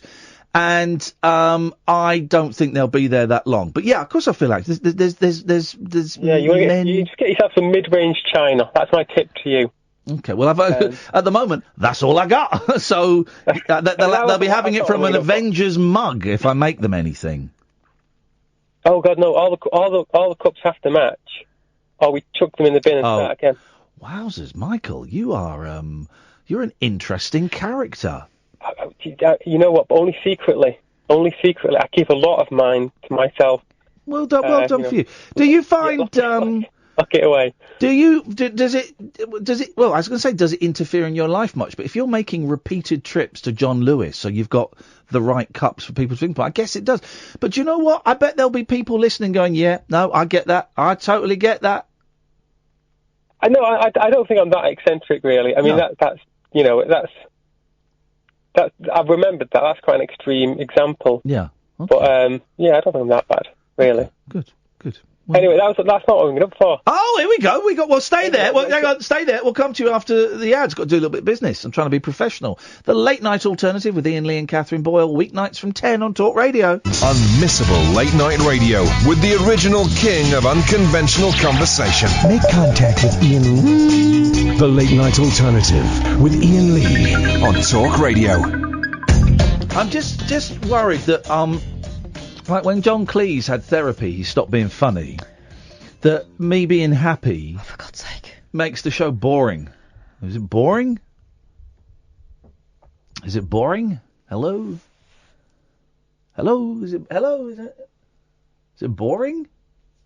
No. What you're missing? Not talking to you. No, but hello, guys. Is it boring? Hello. God. Is it boring? I think it's boring. Shut up. Huh? There you go. There's a bit of drama for you. Okay, fair play. Comes to something, Mike, when we're looking for the good bits of the show from Kath's contributions. Anyway. Up yours. Oh, here we go, cheeky lady. And that's why she's off for 2 weeks. I will not be spoken to like that. By her, of all people. You will. I'm going to be texting you every day. By her, of all people. A woman who wasn't even good enough to produce the cookery show on BBC Three Counties Radio. That crockish. I couldn't remember the guy's name. No, exactly. Mike, we're getting to your meat and two veg. What was his name? Write it down on a bit of paper, because I can't remember his name. You remember? It's not what we call him, but. I'm Gary Busey. Stop it. Mike, please. Yeah, right. So, I mean, you've got the advantage tonight with the Skype. Yes, sir. In that you could see some of the people ringing in. Yeah, it's weird, man, but it's good. I like it. But when you can't see the people, you talk to a lot of people on the phone. Yeah. But do you imagine the people, what they look like? Or not really anymore? Not really anymore, no. I do when I listen to other phone-in shows, but not on this show. Not that I'm consciously aware of, no. What I was going to do, because I only listen sporadically, usually on a Thursday. And I was going to try and... Why only on Thursdays? Because this is the only time when I'm I'm travelling back. I play sport. Is it because if you listen to like radio any other day of the week, a fairy dies or something? Yeah. Another child gets lost in the creche at IKEA. Okay, all right, there you go. Well, yes. So what I was going to do, because I've got no idea what Catherine looks like. Yeah. I was going to let Catherine try and describe what she thinks I look like. All right. And then you're going to describe her. Can I give you a clue about Catherine? She's a gilf. Shut up. You absolute plum. Okay, right. So you're going to describe So Mike, and I'm going to do an artist's impression of what I think he looks like. All right. Or should I draw your... I'll draw your description. Okay. So you say you play sport. I'm imagining then you're quite lean. Do you want me to say yes and no to yes. this? No, do it all. Describe it all. I'm imagining you're quite lean, probably quite tall. I don't think you've got any facial hair. You might be wearing glasses. I think you've got glasses, and I think you've got kind of like brown short back and sides. Okay. How old am I? I reckon you're about 34. Oh, you're good. He's not. He's 32. I'm not. I'm 36. Boom. Oh, you were closer. Closer. Well, that's the picture that I've got from your description. He's drawn you a willy as well. I imagine you've probably got one of those. But I'm not that I'm imagining it, but It will probably look like a third leg. Yeah. So, are you tall? I'm not really tall. Like 5'10", 5'11". All right, well, you're taller than me, so tall. He's tiny. Tall. He's a wee fella. Okay, have you got hair? I do have hair, yeah. Not all over my body, most on my head, and it's a mousy colour. It's more blonde than brown. Right. I was going to say sandy. All right, so short back and sides, or are you rocking a shag? No, it's short back and sides. She's got that. I knew you'd be business. Are you lean or? I am lean. Yeah. This is a great game. Maybe you two want to take this off air and. No, he's going to do me now. All right, go on. Do Catherine. And the glasses thing. Usually I wear glasses, but I've got contacts in because I've been playing sport. There we go. Okay, well that's. Well done. I'll give you 9 out of 10. Excellent. I wish Wasim would call in. He will. I'm reminiscing about the good old days. Okay. Iain, this is the best you've got because you're too happy. Yeah, exactly. By the way, Darren Izzard is saying that he likes topic bars on YouTube, so I'm putting him in a timeout. Ridiculous pervert. Yeah, I'm not having that. Right, describe Catherine. Okay, I mean, you said she's a girl, and I've heard tonight that she's got 2 kids. Yeah. So I'm gonna guess she's my age, 36. I don't think she's a girl. I think she's probably about my age, 36. Okay. She said she's smaller than me, so that's a hint. Yeah. And you know. Yeah. So let's say she's 5'5". Yeah. Okay. Probably. I reckon she's got a kind of like a bob length haircut, so just to the shoulders. Yeah.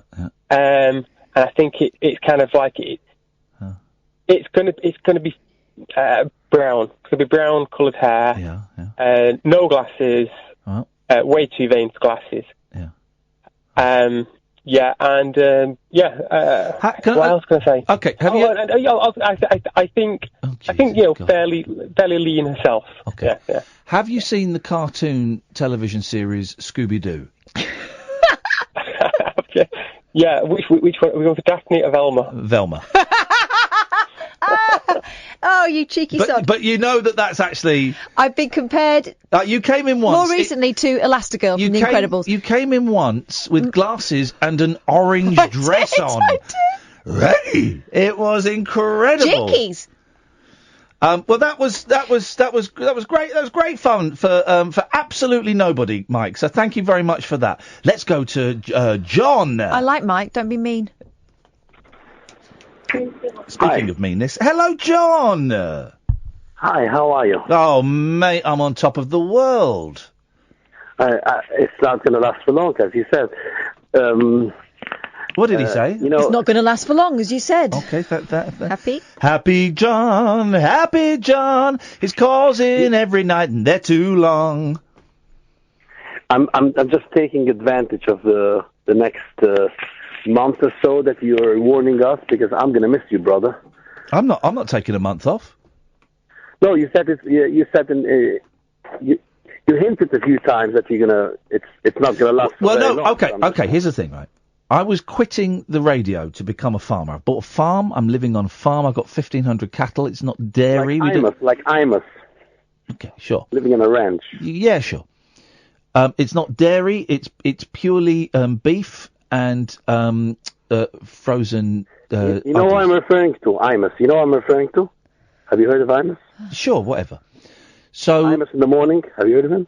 Okay. So I've got this farm, and the plan was to stop broadcasting and live on the farm. Okay. Yeah. Well. Let's just say. Offered you more cash. Thank you very much indeed. The suckers here at Talk Radio offered me more cash. Now, what that means is I can still do the radio, and I can afford to hire a ranch hand. So, yes, I will still be running a farm. And here's the good news for you guys. I'm still going to be doing the best late-night radio show in the country. So, everyone, just stop panicking. Don't go anywhere. Don't go. You got it, John. At last, we're agreeing on something. Don't go anywhere. Very good. Are you into the elections in Zimbabwe at all? Or you don't care? I don't really care. We're supposed to be for democracy, aren't we, in this country? We're supposed to be like cheering democracy. Well, I know. I do hate it when people try and sum up the whole country as everybody in the country sharing a belief. I hope there's no bloodshed over there. There has been bloodshed already, as far as I'm aware. I think someone's died. So I'm very happy. You sound great, and I wish you a long. Thank you, and thanks so much, John, for your call on Zimbabwe. I think we really got to the heart of the matter. And no, I called you last night, and you told me I should call you tonight. No, exactly, so correct. Correct. No, and I'm saying thank you. I'm thanking you, and I think we all now, and I'm not even joking, as a direct result of your call, have a better understanding of the situation in Zimbabwe. But I was going to suggest to you that your style of broadcasting, which is more like would go down well in Zimbabwe. dictatorship will go well down in North Korea. This is a dictatorship. Yeah. Oh God, mean, no! it's great. If this was I mean, if this was a dictatorship, you would have been executed many 100%, months ago. 100%. Oh God, totally. By Kim Jong Un himself. No, by me. We would have periscoped it. I would have executed you. Yes, to encourage the others. Yeah. So if this is not a true dictatorship. No, the reason why I called it tonight is just to confirm that the show is boring. That's all I want. Well, you've certainly proved that, yes. Okay, well, it certainly, it has been for the last 3 minutes. I'm confused. You called in yesterday, and I asked you to call back tonight or call in on Skype, and then you've talked about Zimbabwe, and then I thanked you for this is just a chain of events. Then you talked about the farming. Then we talked about Zimbabwe. Then I thanked you for your call about Zimbabwe, and then you insulted me. Have I got that chain? No, I said it's not going to last very long. No, you said the show was boring. No, but you said the show is boring, and you asked people to call in. And I jumped to the phone. So I've got that. Okay, so I've got that. Okay, so I've got that chain of events accurately then. Oh, you're great. You're great.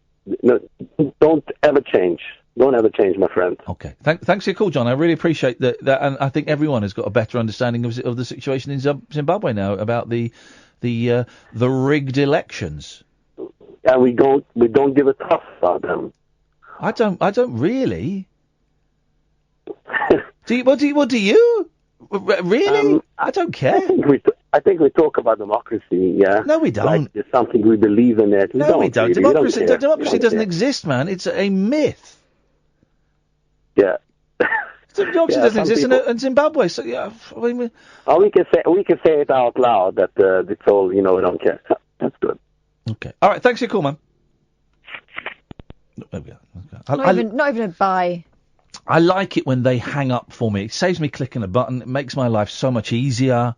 It's just greatness. So here's how things are going to work for the next 2 weeks. Tomorrow, by the way, hopefully Colin Moulding from XTC. We're only making plans. He's like he wrote that song, right? We're only making plans for Nigel, and he's like Shakespeare in as much as that song was, I think, 1979.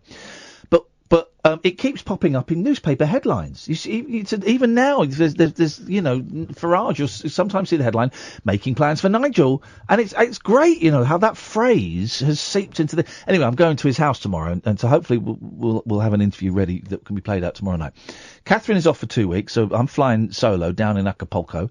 Then I'm off for a week, so it's you doing the show. You doing it with anyone? You doing it on your own? I'm not sure what the arrangement is. Okay. But I'm definitely doing it. So 2 weeks of me flying solo, and then a week of Catherine, maybe solo, maybe with someone else. Who knows? And then after that is we're back. We're back. The A-Team are back, is what I'm saying. Another hour of this nonsense before Paul Ross comes on. 0344 499 1000. Skype Late Night Alternative. This is Talk Radio. The Late Night Alternative with Iain Lee on Talk Radio. We have ways of making you talk.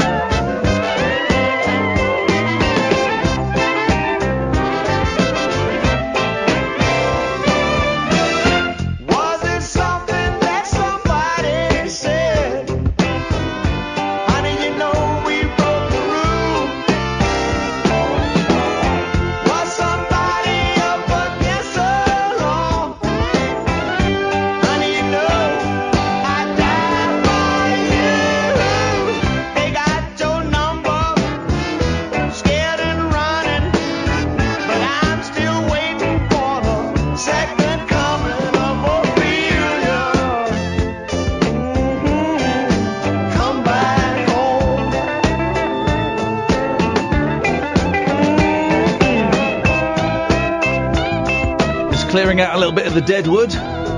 Just had a caller call in that me and Kath were talking about the other day, going, I don't think we get anything out of it. It's just a dark vibe comes to the show, and it's not entertaining, and I can't make it funny. It's not a conversation. It's not a conversation. So Sam just told Mo he ain't welcome here no more. Bye-bye.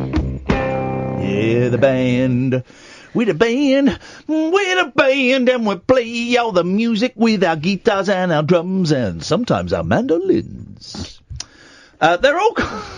Don't even answer that one. Oh, please. Come on. Sweet Ophelia, won't you come on home?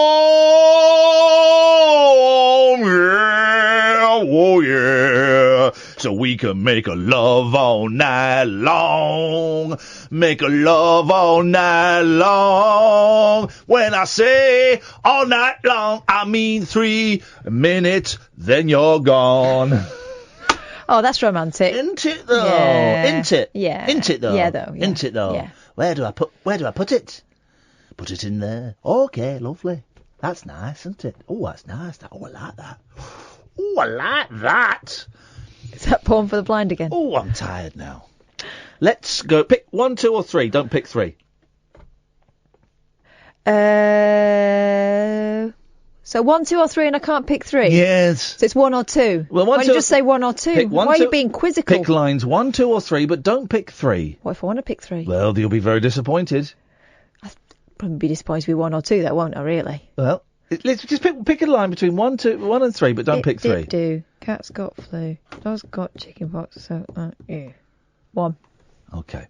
Let's go to Bruce, who's on line 1. Good evening, Bruce. Good evening. How are you both? Oh, mate. All the better for hearing your voice on the radio. Radio. Haven't heard from Bruce for quite a long time now. He's calling in. Bruce, where have you been? We've missed your voice. Bruce, where have you been? You give me no choice. We've been talking to other callers, hearing their stories.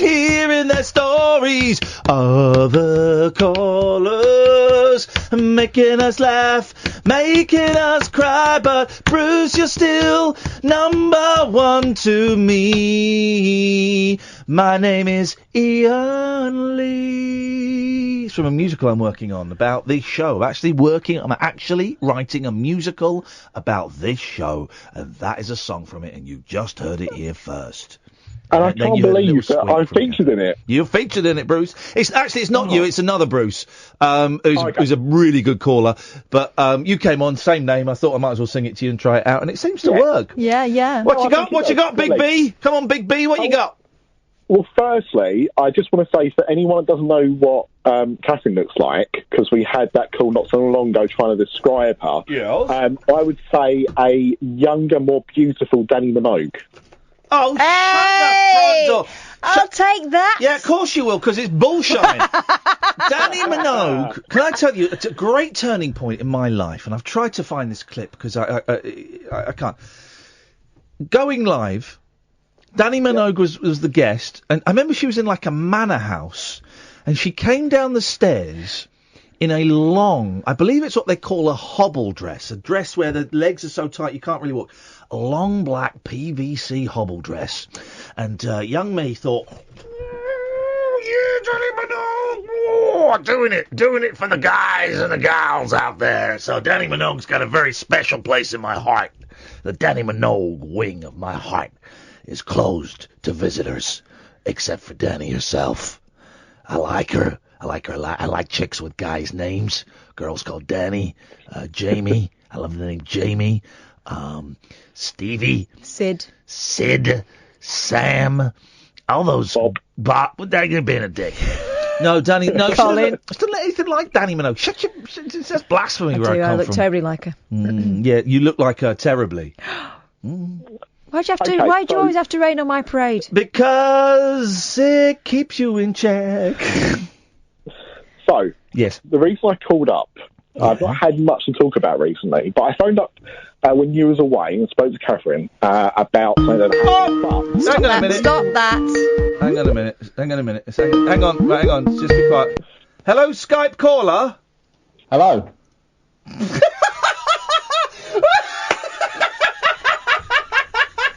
are you laughing at? Turn and face me.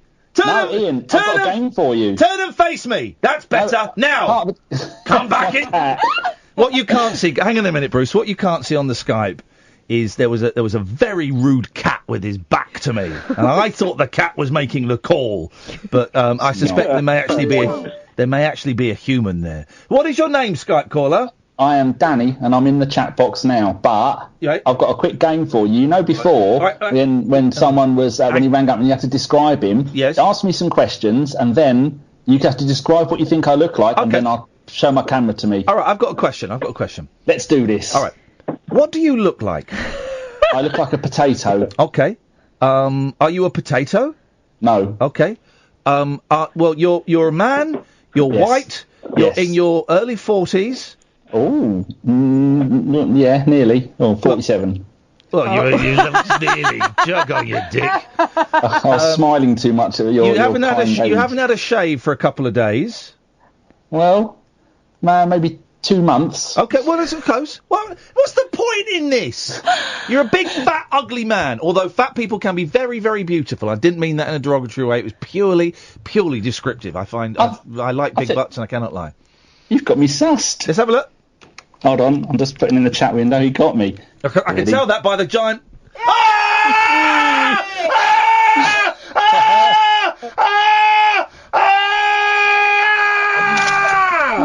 Snapshot taken. I'm going to share that on Twitter. He looks like one of Guess Who, doesn't he? Which one is it? From Guess Who? He does, doesn't he? He looks like a Guess Who. How do I get that right? I'm going to share that. Sorry, Bruce. That's okay. I'm just looking at the Guess Who figure so I can give you an illustration. I'm tweeting that picture. Right, Bruce. Back to Bruce. Great name for a show. Back to Bruce. That's what name of a new podcast. So I messaged Catherine yesterday because I think I've been catfished. Oh, okay. But the thing is, I'm a happy married man. This has not got anything to do with relationships or anything. This is by a man who I thought was trying to become a friend of mine. Yeah. Okay. So I wanted to speak about this with you, get your kind of opinion on the whole thing and kind of what to do. Yeah. So to give you the backstory, so a few months ago, somebody tweeted us on the podcast that I do, just as a fan, just said they like the show, whatever. Yeah. And then we started chatting. Then a few weeks later, he asked about coming on because his wife had an experience about the podcast, about the subject of the podcast, and could come and talk on the show about it. So we had him on, really good guest. Show was well received, and it's to do with disabilities. Then I spoke to Catherine a few weeks ago because in a Disney theme park, a guest had an epileptic fit, and there was a bit of a furore about it. Yeah. And I was trying to run a Twitter campaign with some other people, including this guy. Okay. We finish at one, just to say. Yes. I know. Anyway, so to try and cut this a little bit short, too late. I met up with this guy. I'm sorry. So rude. I love that line. I can't resist that line. Go on. I met up with this guy. Yeah. To just go out for a drink and spend a whole day with him. Really nice time, everything like that. Yeah. As the week had gone on, it turned out that he'd been telling a lot of lies to a lot of people. Uh-oh. And all of a sudden, this kind of circle of trust that we had with these people got smaller and smaller, and to the point where I didn't even know what was going on. And then I got a phone call from his wife to say that he'd taken an overdose because of the stress, and he'd been in hospital and had his stomach pumped. But when I was speaking to her about this, there was this element of, what am I supposed to believe anymore? Yeah, of course. Oh, of course. And the thing is, there was no, normally in a catfish situation, it's because there's someone wants money or someone's trying to blackmail you or something like that. But because there was nothing like that involved in this, I'm just really confused about the whole situation. Attention. People do these things for attention, and We've had it a bit, haven't we? We've had it a bit to feel loved, to feel a connection, to feel attention, all of these things, some of these things, one of these things, to feel important, to create theatre and drama. You know, it could be any of those things or none of those things. It could just be a whack job, you know. Yeah. Any kind of thing. So had he taken an overdose? Nah, no, he hadn't. Well, I mean, I don't really believe that's the case. Not tempted to phone up the hospital? Well, I didn't know what hospital he was in, but also I didn't know about patient confidentiality and if they even say anything or not. Yeah, here's the thing. First question is, oh God, I'd love to send him some flowers. Where is he? And second thing, he was already home, is what I was told. Right, right, it didn't happen. Yeah. But also, as well, patient confidentiality. Do you know how to break that? Do you know how to get around that? You phone up, right? So you're there, brother? Yeah, you phone up and you say, oh, I'm calling about Steve Jones. Just want to see how he is. Oh, we can't give any information to anyone apart from immediate family. Oh, yeah, no, I'm his brother. Or it's my dad. Oh, no, he's... Yeah. Oh, OK, I've done that on the phone. Oh, no, it's my dad. Not lied, it was about my dad. They didn't know it was my dad. Oh, it's my dad. Oh, yeah, sure. OK, well, no, he's doing fine. And they don't. How has it left you... Hang on, what was it? What did he supposedly take the overdose for? The stress of being found out of being a liar? Well, like he said, he maintained through this whole thing that he was truthful to me about what he'd said to people and everything like that, and, you know, why had everyone turned against him. But when you're not talking about like one or two people, there was like 10, 15 people that were all saying, well, he's told me this, well, I've heard that. So something clearly wasn't right. Now, the way I left it, like, I spoke to his wife that happened on Sunday, and I spoke to his wife on the Monday morning. And to be honest, there was even a bit of doubt on am I speaking to his wife? Do you know what I mean? Like, it sounded like a woman, but... I'm afraid David has tried to kill himself. He's very poorly, aren't you, David? Yes, I am. You've changed. Did you spend... I missed a bit. Did you go and spend the fun day with him? Yeah, so like a few days, so like on the Wednesday before this had all happened, I'd spent the day with him. And he seemed, seemed quite genuine and everything like that. We had like a fun day out. We just, went and had some drinks and stuff, and it was and some lunch. It was nice. But the way I left it was, I said, he's clearly got to get himself sorted out. When, if he wants to speak to me, because she said like, it was a friendship that he was worried about losing and all this. And I said, well, I need complete transparency. I said, and if he's done this, he needs to go and rest and sort himself out. And if he wants to speak to me in a few weeks, he can do, but I need 100% transparency because I can't get a lie detector machine. Get on Jeremy Kyle. Yeah. Oh, mate, that would be a great Kyle. That would be a great Kyle, wouldn't it? I can see the attraction. But what should I do? Because I've said I kind of left it with if he wants to speak to me in a few weeks, give me a call. But I'm even like doubting that. Do I just write the whole thing off as being a bit of a nut job? Because I'm 35. Yeah. And I do find it hard to make friends now at this kind of age. And I think there was a little bit of that from his side as well. And so the problem is that when you do find someone that you think you can be friends with, when a situation like that happens, it does make you kind of go, right, I'm never doing that again. Well, there's two. I see two things. One, and my first reaction is just walk away. That's my first one. Is walk away. You can't trust this person. You can't trust this person at all. Walk away. The option two is get in touch with him, see if you can maintain a friendship, but be aware that probably 80% of what he's saying is bullshit. Now, if you can live with a friendship where you can't really trust anything that person is saying. No, I mean, seriously, if a person is lonely and wants a friendship, but has to be aware that it's a friendship that is unbalanced and is Cass saying no to this. But let me. These are the two options that I can see. I'm not saying you should do it. If you can be involved in a friendship where you don't actually trust the person, then go for that. Those are the two options. And also, they're right. Bear in mind, this is very early on, and that's heavy manipulation they've put on you there. Yeah. And this is not like years of knowing somebody. This is like mere months. And I think that's kind of how I feel. Like, I did speak because my wife was away with my children, the week this all kind of happened. So I was kind of filling in the details when she got back home. And she said, like, walk away. And I said, there's just this part of me that feels if someone is that, it will go to those lengths to try and make a friend in somebody. Yeah. I feel almost a bit guilty in just completely walking away. Oh no, you shouldn't. You've got nothing. So broken. You've got nothing to feel guilty about. You've been honest with him. You have absolutely. The reason you feel guilty is because you're a nice guy. That's it. You haven't got any reason to feel guilty. You know, it's because you're a nice guy. It's like the other day, right? I came into work early, and I thought Kath was coming into work, but I'd forgotten that we'd kind of sort of arranged that Kath was going to come round and see my house and then just help me unpack a couple of bits and pieces.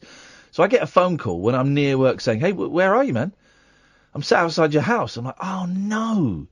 And it was, it was annoying, it was funny and it was stupid and we're good mates and if I was in the same position, I'd be like, "Oh man, you div." But I felt terrible. I felt so guilty about it. But that's because I'm a good guy and that's the reason you feel guilty is because you're a good guy.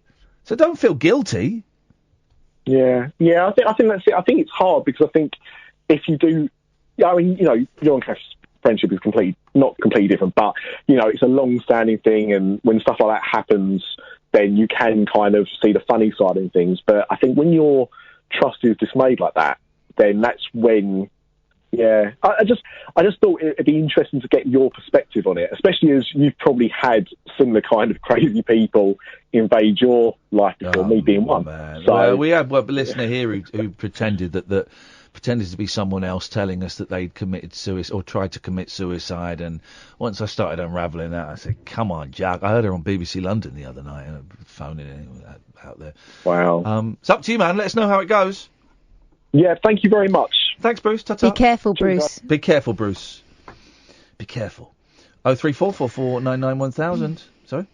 I just think when someone starts lying about committing suicide, that's a big red flag for me. Okay. You done? Yeah. Okay. Should we play the adverts? It's up to you. Is that what you want to do? I think we probably should, actually, yes. A star-crossed soapbox for sailor boys, stable girls, I'm on the edge. and stripper grands. It depends who you're with and it depends on the situation. Late night speech radio with a difference. Thank you. The Late Night Alternative with Iain Lee on Talk Radio. 03444991000. You can Skype Late Night Alternative, but I think I've missed a few Skype calls. Oh well. That's the cross that we have to bear. Good evening, Andy. Good evening, Iain Lee. How are you? I'm very well, Andy. How are you? You sounded. I enjoyed your singing earlier, though. Thank you. Great. Not hilarious. Powerful. Oh, it was. Powerful. Karaoke king. Karaoke king. You like a bit of karaoke, Andy? Yeah. Turn your radio off. Turn your radio off, Andy. Friends. Turn your radio off. Turn it off. All right. Sorry, That's I'm in okay. the wrong room, actually. Okay. So, how are you keeping anyway? Have you still got over the traumatisation of I'm a celebrity to get me out? No, I'm still in deep therapy. Oh my God, I so felt sorry for you after that. I got paid tens of thousands of pounds. Oh well, I don't feel so sorry. Exactly. We weren't doing it for free. We got paid well. We ate well once we came out. Hey, what happened to that girl then who won it then? What's her name? I can't remember. The Queen of the Jungle. Toff, that's it. Yeah, she did really well. She did. She's presenting on. She does presenting on This Morning. Oh yeah. And I don't know because I don't really watch TV, but you see her. She pops up in things from time. She'll do very well out of it. She was nice, Toff. Yeah. I like Toff a lot. Yes. Well, everybody's done well out of it, if you ask me. Well, yes. Even Jamie's got an advert for ASOS or something. So yeah. Maybe Amir Khan got something like mouthwash. It's got a punch. Oh, that's it, because he's a boxer. Yes. You can ask me about the strawberry. reasons. You can ask about the strawberries. Yes. Right. What I want to talk about tonight, really, is... yes, man. I've been homeless. Well, homeless up until recently. Well, how did you watch The Jungle then, mate? Because I thought that'd be quite an adventure. Well, how did you watch The Jungle if you didn't have a home? What, you wheeled a television around? You wheeled a television around and plugged it in unplugged a freezer in Tesco's and plugged your telly in? Is that what you did? Listen, no, I do have family where I can go and stay, watch reality TV. All right. Yeah, because I found it quite hilarious. Okay, Andy, thank you. I'm sorry, but you are a bit of a sissy when it comes to challenges, and I'm sorry everybody else for that. Could you tell me, Andy, which challenge I was a bit of a sissy at, please? Was it the one when I was the only solo person to get all 10 stars? Was it that one? Why do you have to bring up the best bits? Yeah, no, just because you said I was a sissy at the challenges, and I just wondered, was it the one where I confronted my terrifying, paralysing fear of heights, and was the only person who got all 10 stars on their own? Was it that one? No, I actually praise you for that. There we go. Thank you, Andy. So, listen, right? I saw you in that jungle, and I actually hats off for that. Yes. Because I tell you some of them things I don't think I would have done. No, exactly. You would have been a sissy. I had a go at it. No. Yeah, you'd have been a sissy. I'm put in situations every day where I've, Let me tell you something, Andy. Let me tell you something. Being in the jungle was tougher than being a homeless person. No, it isn't. Yes, you got home to go to. No, we didn't. We had a camp to go to. Yeah, we got paid tens of thousands of pounds. Yeah, when we came out, we were put in a 6-star hotel and flown back first class. Yeah. We became famous and got loads of work on the back of it and earned tens of thousands of pounds more. But trust me, those 21 days I was in there was longer than 21 years of being homeless. Mm. But still, you got something from it. Well, you telling me you didn't get something from being homeless? Yeah, I learned a valuable lesson. And what was that lesson? Value life. Yeah, well done. Right, because I have a horrible addiction, I will admit. Go on, what are you addicted to, man? And we all have alcohol. Oy. It's very addictive. It's already killing me anyway. I've got liver disease. Oh, no, you're joking. No, why would I joke about something? Because some people are sick, and they like to joke about sick things. No, I have got liver disease. It's not terminal, it's just, it wouldn't help if I carried on drinking the way I used to. You're carrying on drinking, are you? I drink steadily now. Hey, listen, you know I'm a drug addict. No, I didn't know that. Oh, yeah, I'm a drug addict. I don't read negative things about people. I'm a junkie. I'm a massive junkie, Andy. Are you? Oh, God, and I was killing myself, man. I was I was committing suicide. We talk about suicide.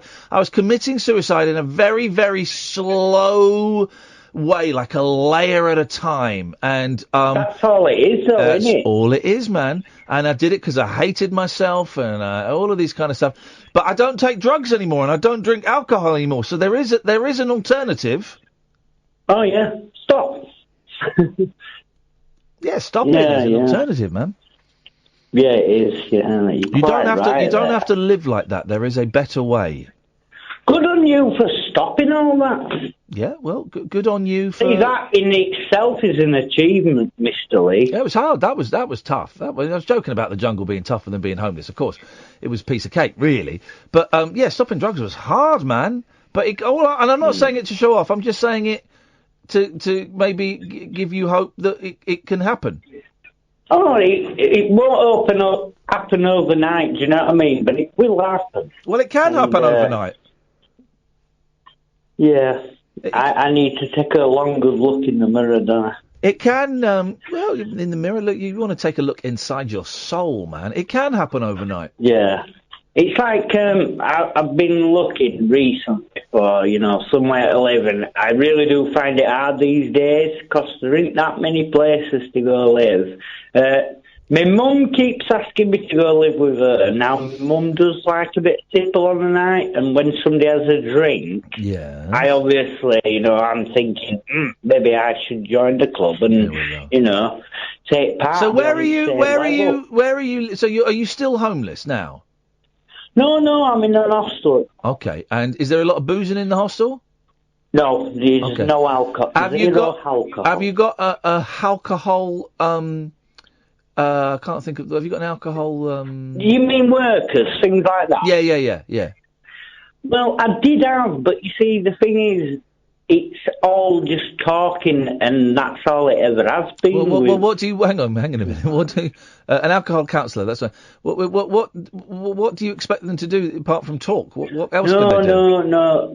You want pills to stop you? You want pills to stop you drinking? Other than don't hang around people that drink. Now, if I hung around people that drink, I think I'd be in a very lonely, deserted place, wouldn't I? Every time I get up, there's always going to be a pub open. An off license open. There's always going to be some bloke walking down the road with a can in his hand. Yeah, well, you can't escape drink. No, like you can't. You can drugs. I don't do drugs. Well, I don't.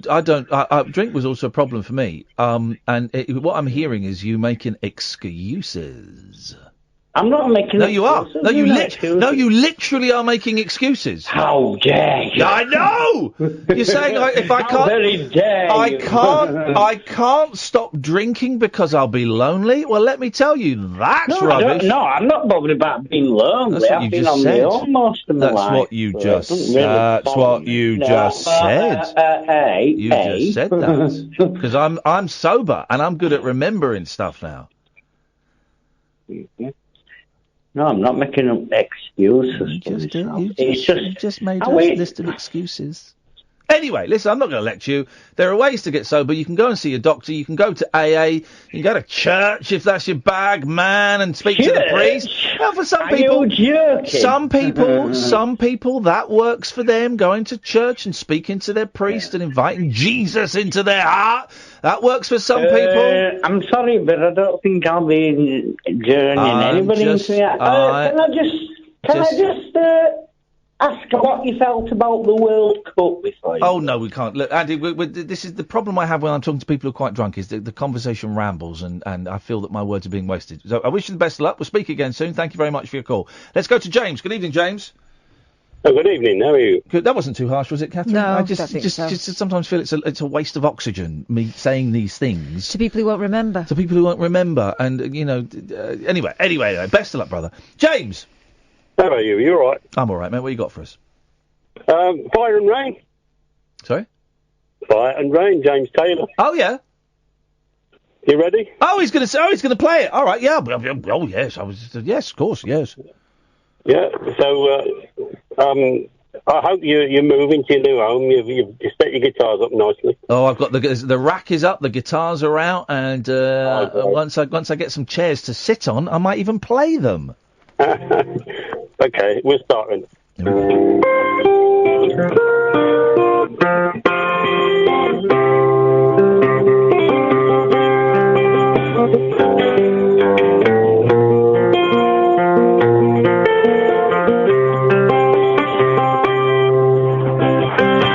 Yesterday morning, they let me know you were gone.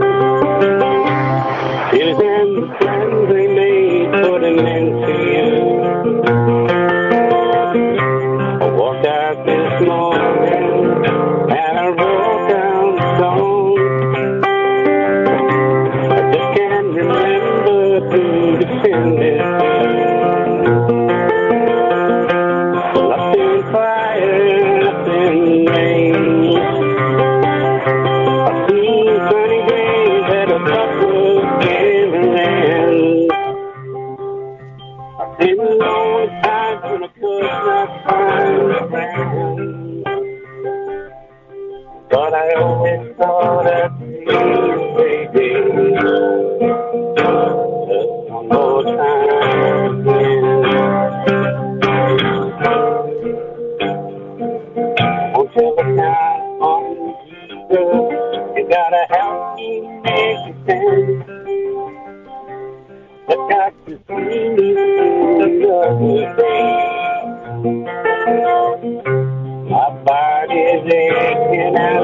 time in her hand. I will make it another way. I've been fire and rain. I've seen sunny days that a couple did end. I've been long time before I find friends. But I always thought I'd be taking one more time again.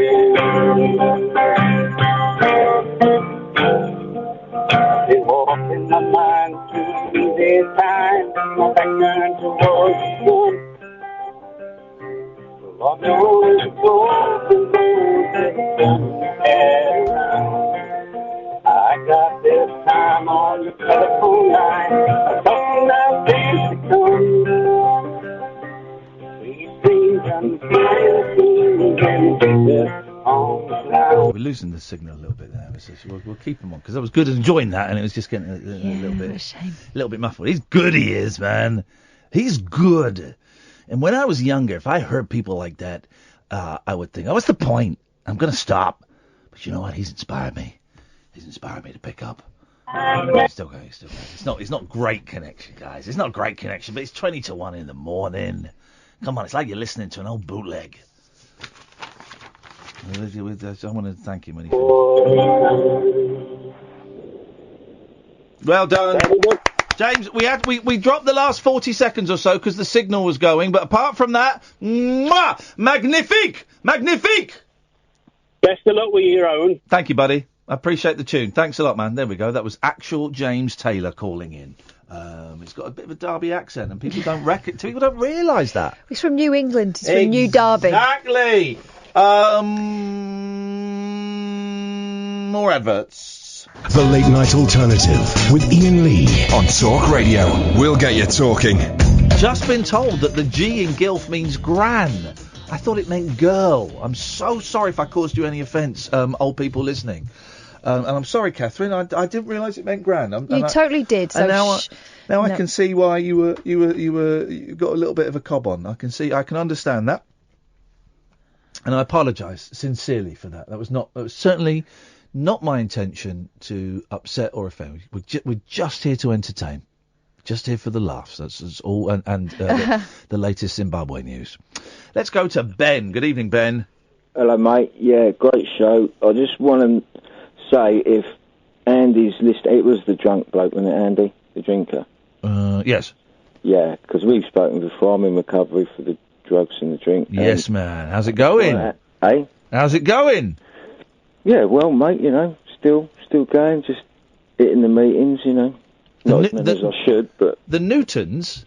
The meetings. Oh, the meeting. I think it's still on the Newtons. I thought, what's this? The Newtons, you say? I just wanted to say... I haven't been to a meeting for a little over a week, which is very naughty of me, but I am excited because I've moved to a brand new area, don't know the area, and Saturday, Sunday, I'm going to find some new local meetings. I'm very, very excited. Going to find some places near me and settle in, and you know what? I might start looking for a little bit of a commitment at a meeting, a bit tricky because of the kids and stuff, but a little bit of service. Might get involved in that again. Be the greeter, mate. It's the best way, isn't it? I hate being the greeter because I get nervous. Yeah, tea making's the best one.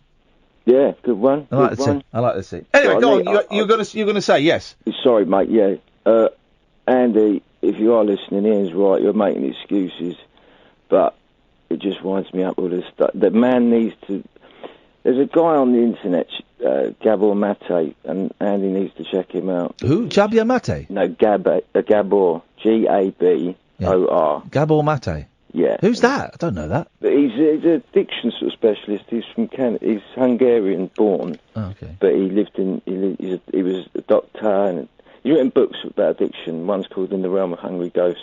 Okay. And you look at his lectures, he's done a TED Talk, he's one of the leading guys. I want to do a TED Talk. What have you got to do to do a TED Talk? Apart from be obviously intelligent and witty and what have you got? I just want to get an email saying, all right, Ian, it's Ted. I'd love you to come and do a talk for me. You've got 15 minutes, talk about whatever you want. All right, fine, I'm in. And Andy needs to check out the one about addiction. There's loads on there, isn't there, on the internet, but he's going on about alcohol. You know, alcohol's not really addictive, is it? Otherwise, everyone would be an alcoholic. So? You know, his problem's not the drink. You know that. It's, the feelings, the emotions, and all the other crap. You know. Yeah, man. That's what You know it. You know. Hey, here's one of my addictions. I spoke to Chris Difford about this from Squeeze. Is like buying stuff and having a boot full of stuff from Amazon and eBay and stuff that you bought you don't really need, you don't want, and you don't want the missus to know that you've got because you spent money that you shouldn't be spending. Yeah. And for the first time in about, I'm going to say 4 years, my boot is almost empty. My boot is almost empty. That's it, mate. Declutter. And that man, Andy needs to declutter the soul. Yes, it's just true. It sounds like some kind of hippie nonsense, but it's true, man. It's true, man. It's painful as well. We don't want to do it. I was happy today, Ben, for the first time in I don't know when. I woke up, I had 5 hours sleep, I woke up, my cat was living with me for the first time in 2 years, and that sounds silly to some people, that was everything to me. And the cat got on bed with me, and we sat there, and I thought, I'm going to get up, and I'm going to do stuff, man, because I'm happy, and I'm proud of my new house, and I'm going to start making it comfortable. You've done well, mate. You've done well. Got there in the end. It's good to hear from you, Ben. No worries. Hang in there, buddy, and thanks for the call. And you, mate. Cheers. Bye-bye. Let's go to Gatford. Good evening, Gatford. Just checking. A bit earlier, you gave Cass 3 options. I was number 3, yeah? I am not allowed to reveal, it's company policy, not allowed to reveal what number lines callers are on. And it's for your own safety. So Yeah, good. Yeah, as I thought. Okay. I'd like a number in the Eamon Holmes sweepstake, if that's possible. The stay-at-home sweepstake, yes? Yep. 4. Ooh, he's going low. Wow. This guy's got audacious. This guy's got no respect. Nope. He's got no respect. I bet you're listening to that drill music. I bet you're at home listening to the drill music and playing Fortnite. But that's what this guy's doing, playing Fortnite and listening to drill music. You don't know what drill music is? No. Oh, he doesn't know what drill music is. He would say that, though, wouldn't he? Yeah, he would. Yeah, well, all the kids at home listening to your drill music, playing your Fortnite, you're addicted to it, and just put down the drills, put down the controllers, and focus on Jesus. So that's what I'm saying. Oh boy. That's what I'm saying. Yeah. So you're buying stuff from IKEA. Yes. First of all, wrong. Well, no. First of all, right. No. Yeah. Manufactured Swedish. Bit like ABBA. Fooey. I'm gonna go there. Yeah. Destroying the British furniture industry. And the second-hand furniture. Okay, well, you can kiss my arse because I've spent. Yeah. You can kiss my arse because I've just spent about £6,000 on British furniture, and I can't afford anything else, so I've had to just go cheap for 2 items. But never mind, Gatford, you made your assumption, and you're wrong. But you carry on, buddy. No, that's fine, carry on, buddy. You carry on. You just made your assumption, and you were wrong. You carry on, but not on this show. That told him. Didn't it just, huh? Didn't it just? Any have I missed Skypers? I missed a couple, but it's probably a bit too late to. Oh, hang on. Let's. That was an hour and a half ago. I can't call someone back an hour and a half after they've called me. Can I? No. Oh.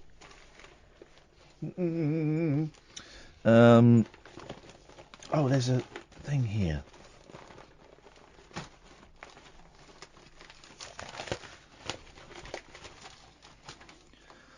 Oh, I've seen fire and I've seen rain.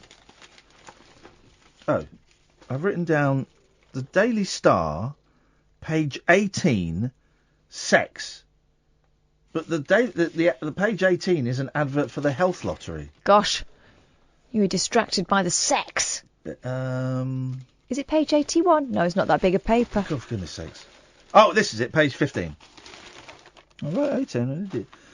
The love train. Oh, God. This frisky couple gave each other the ride of their lives when they were filmed romping on a packed train. Romping, though. While it was stopped at a busy station. The Kinky commuters were they're in the loos and it's frosted glass, so they think they can't be seen, but they can be seen. And the mind is an amazing machine, and it fills in the blanks. Well, he was filling in anyway.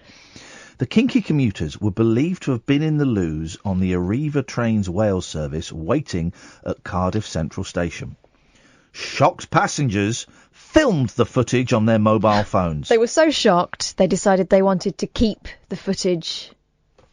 Let's see if we can find for posterity. Let's find this footage. So, train sex Cardiff. Let's see what. Train toilets, though. Ugh. No, it's a man singing "Sex is on Fire" in Cardiff, and a funny aftermath of one of the boys at a brothel in Cardiff. No, it's not. One onlooker said they were having sex for all to see, but they must have thought the glass would protect them. No. Always wear a rubber. Good one. Well done. They both look like they are naked, although the girl looks like she's left her shoes on. Oh, God, you want to in a train toilet. That is disgusting. By the way, now I live on my own in my own house and I can stand up to pee. I'm enjoying spraying everywhere. Oh. Carpet in the bathroom. No. Yeah, that won't last. No. The train firm said it was very concerned by the incident. Do you know the Randy couple? Email news@dailystar. Oh, so we can shame them. We could get a few quid in this. We should email and say it was us. We could get maybe 250, 300 quid between us for that. I'm not sure my husband would be very happy about that. Well, we'll cut him in on the deal then. We'll give him a tenner to buy silence. Fair enough. We'll buy the man's silence. Can you imagine? That's what we'll do.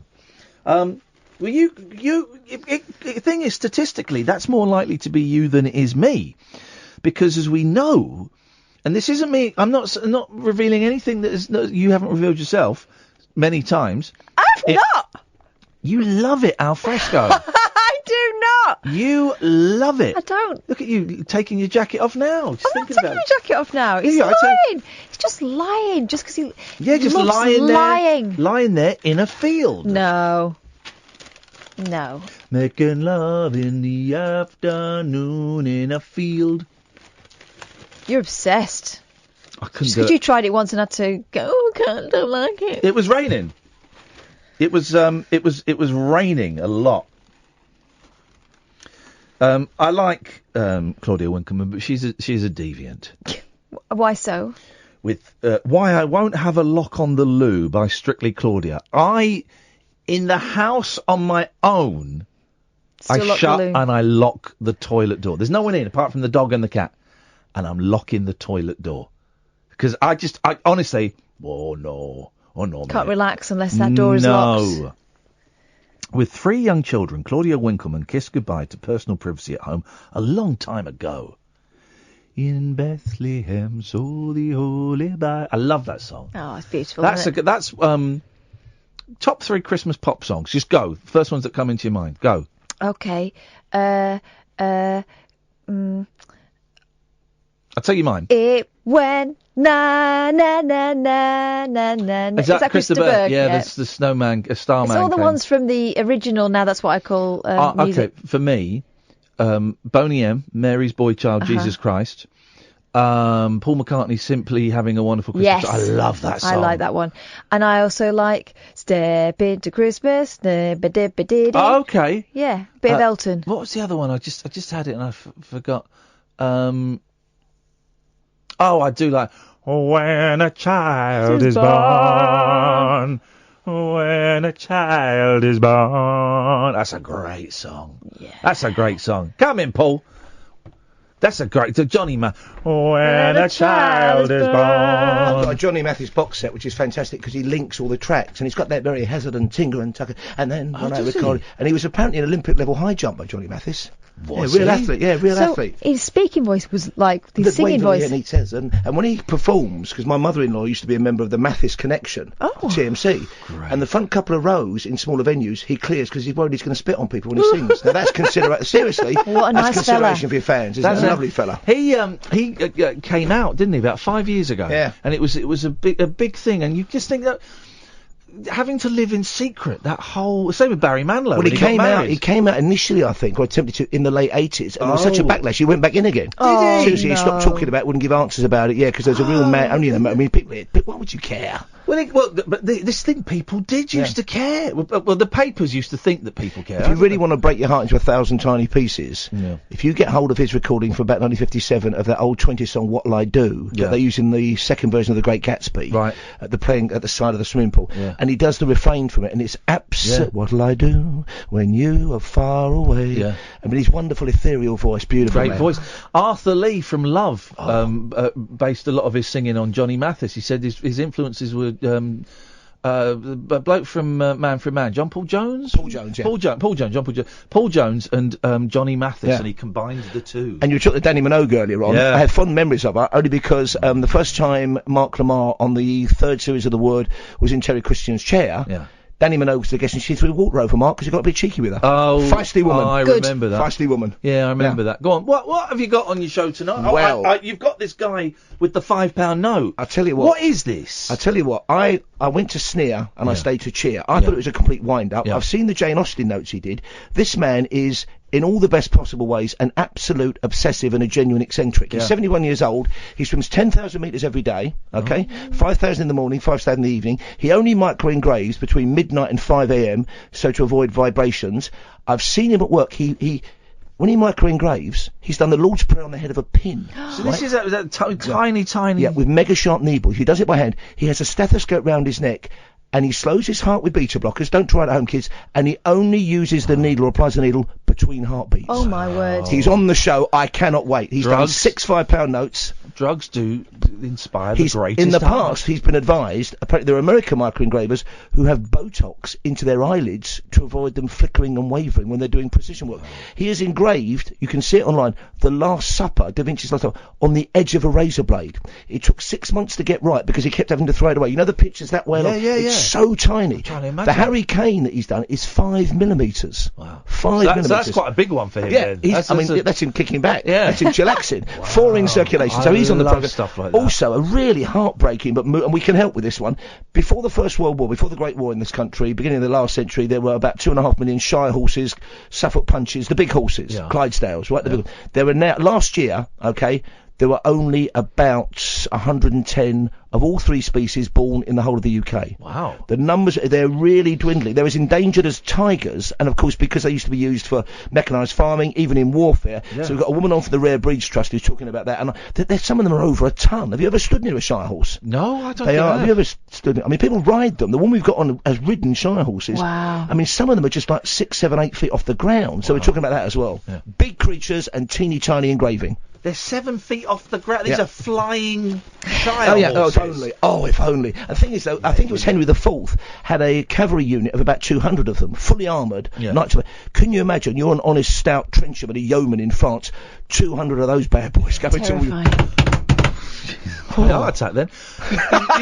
You've knackered me headphones doing that. Oh dear. Paul Ross will be on at 1 o'clock. Thank you, Sam. Thank you, Catherine. We got you tomorrow. Colin Moulding from XTC we got on tomorrow, which I love. Very excited. I'm off to see. I'm off to his house tomorrow afternoon in Swindon to go and have a little chit chat because he's doing some shows. Him and the original drummer from XTC are doing shows for the first time since I guess about 1983. Because didn't Andy Partridge give up because he suffered terribly from stage fright? He was a Valium addict and he got stage fright, so he gave up. But then the rest of the band never did any touring. There's a song on that album of theirs, I can't remember, it's called Peter Pumpkinhead, called The Disappointed. The Disappointed. Such a lovely song. A shuffling round in circles. But it's like William Blake wrote those lyrics. Oh, it's great. And also Wrapped in Grey is a lovely song on that album. You'll have great fun with that. I love it. Because I'm in all over the weekend for Martin Kellner. Oh, are you? Yeah, I'm doing a dozen shows on the bounce. Beautiful. Wow. Hardest working man in showbiz, chairman of the board. We will be back tonight at 10. Until then, stay tuned for Paul Ross. Ta-ta!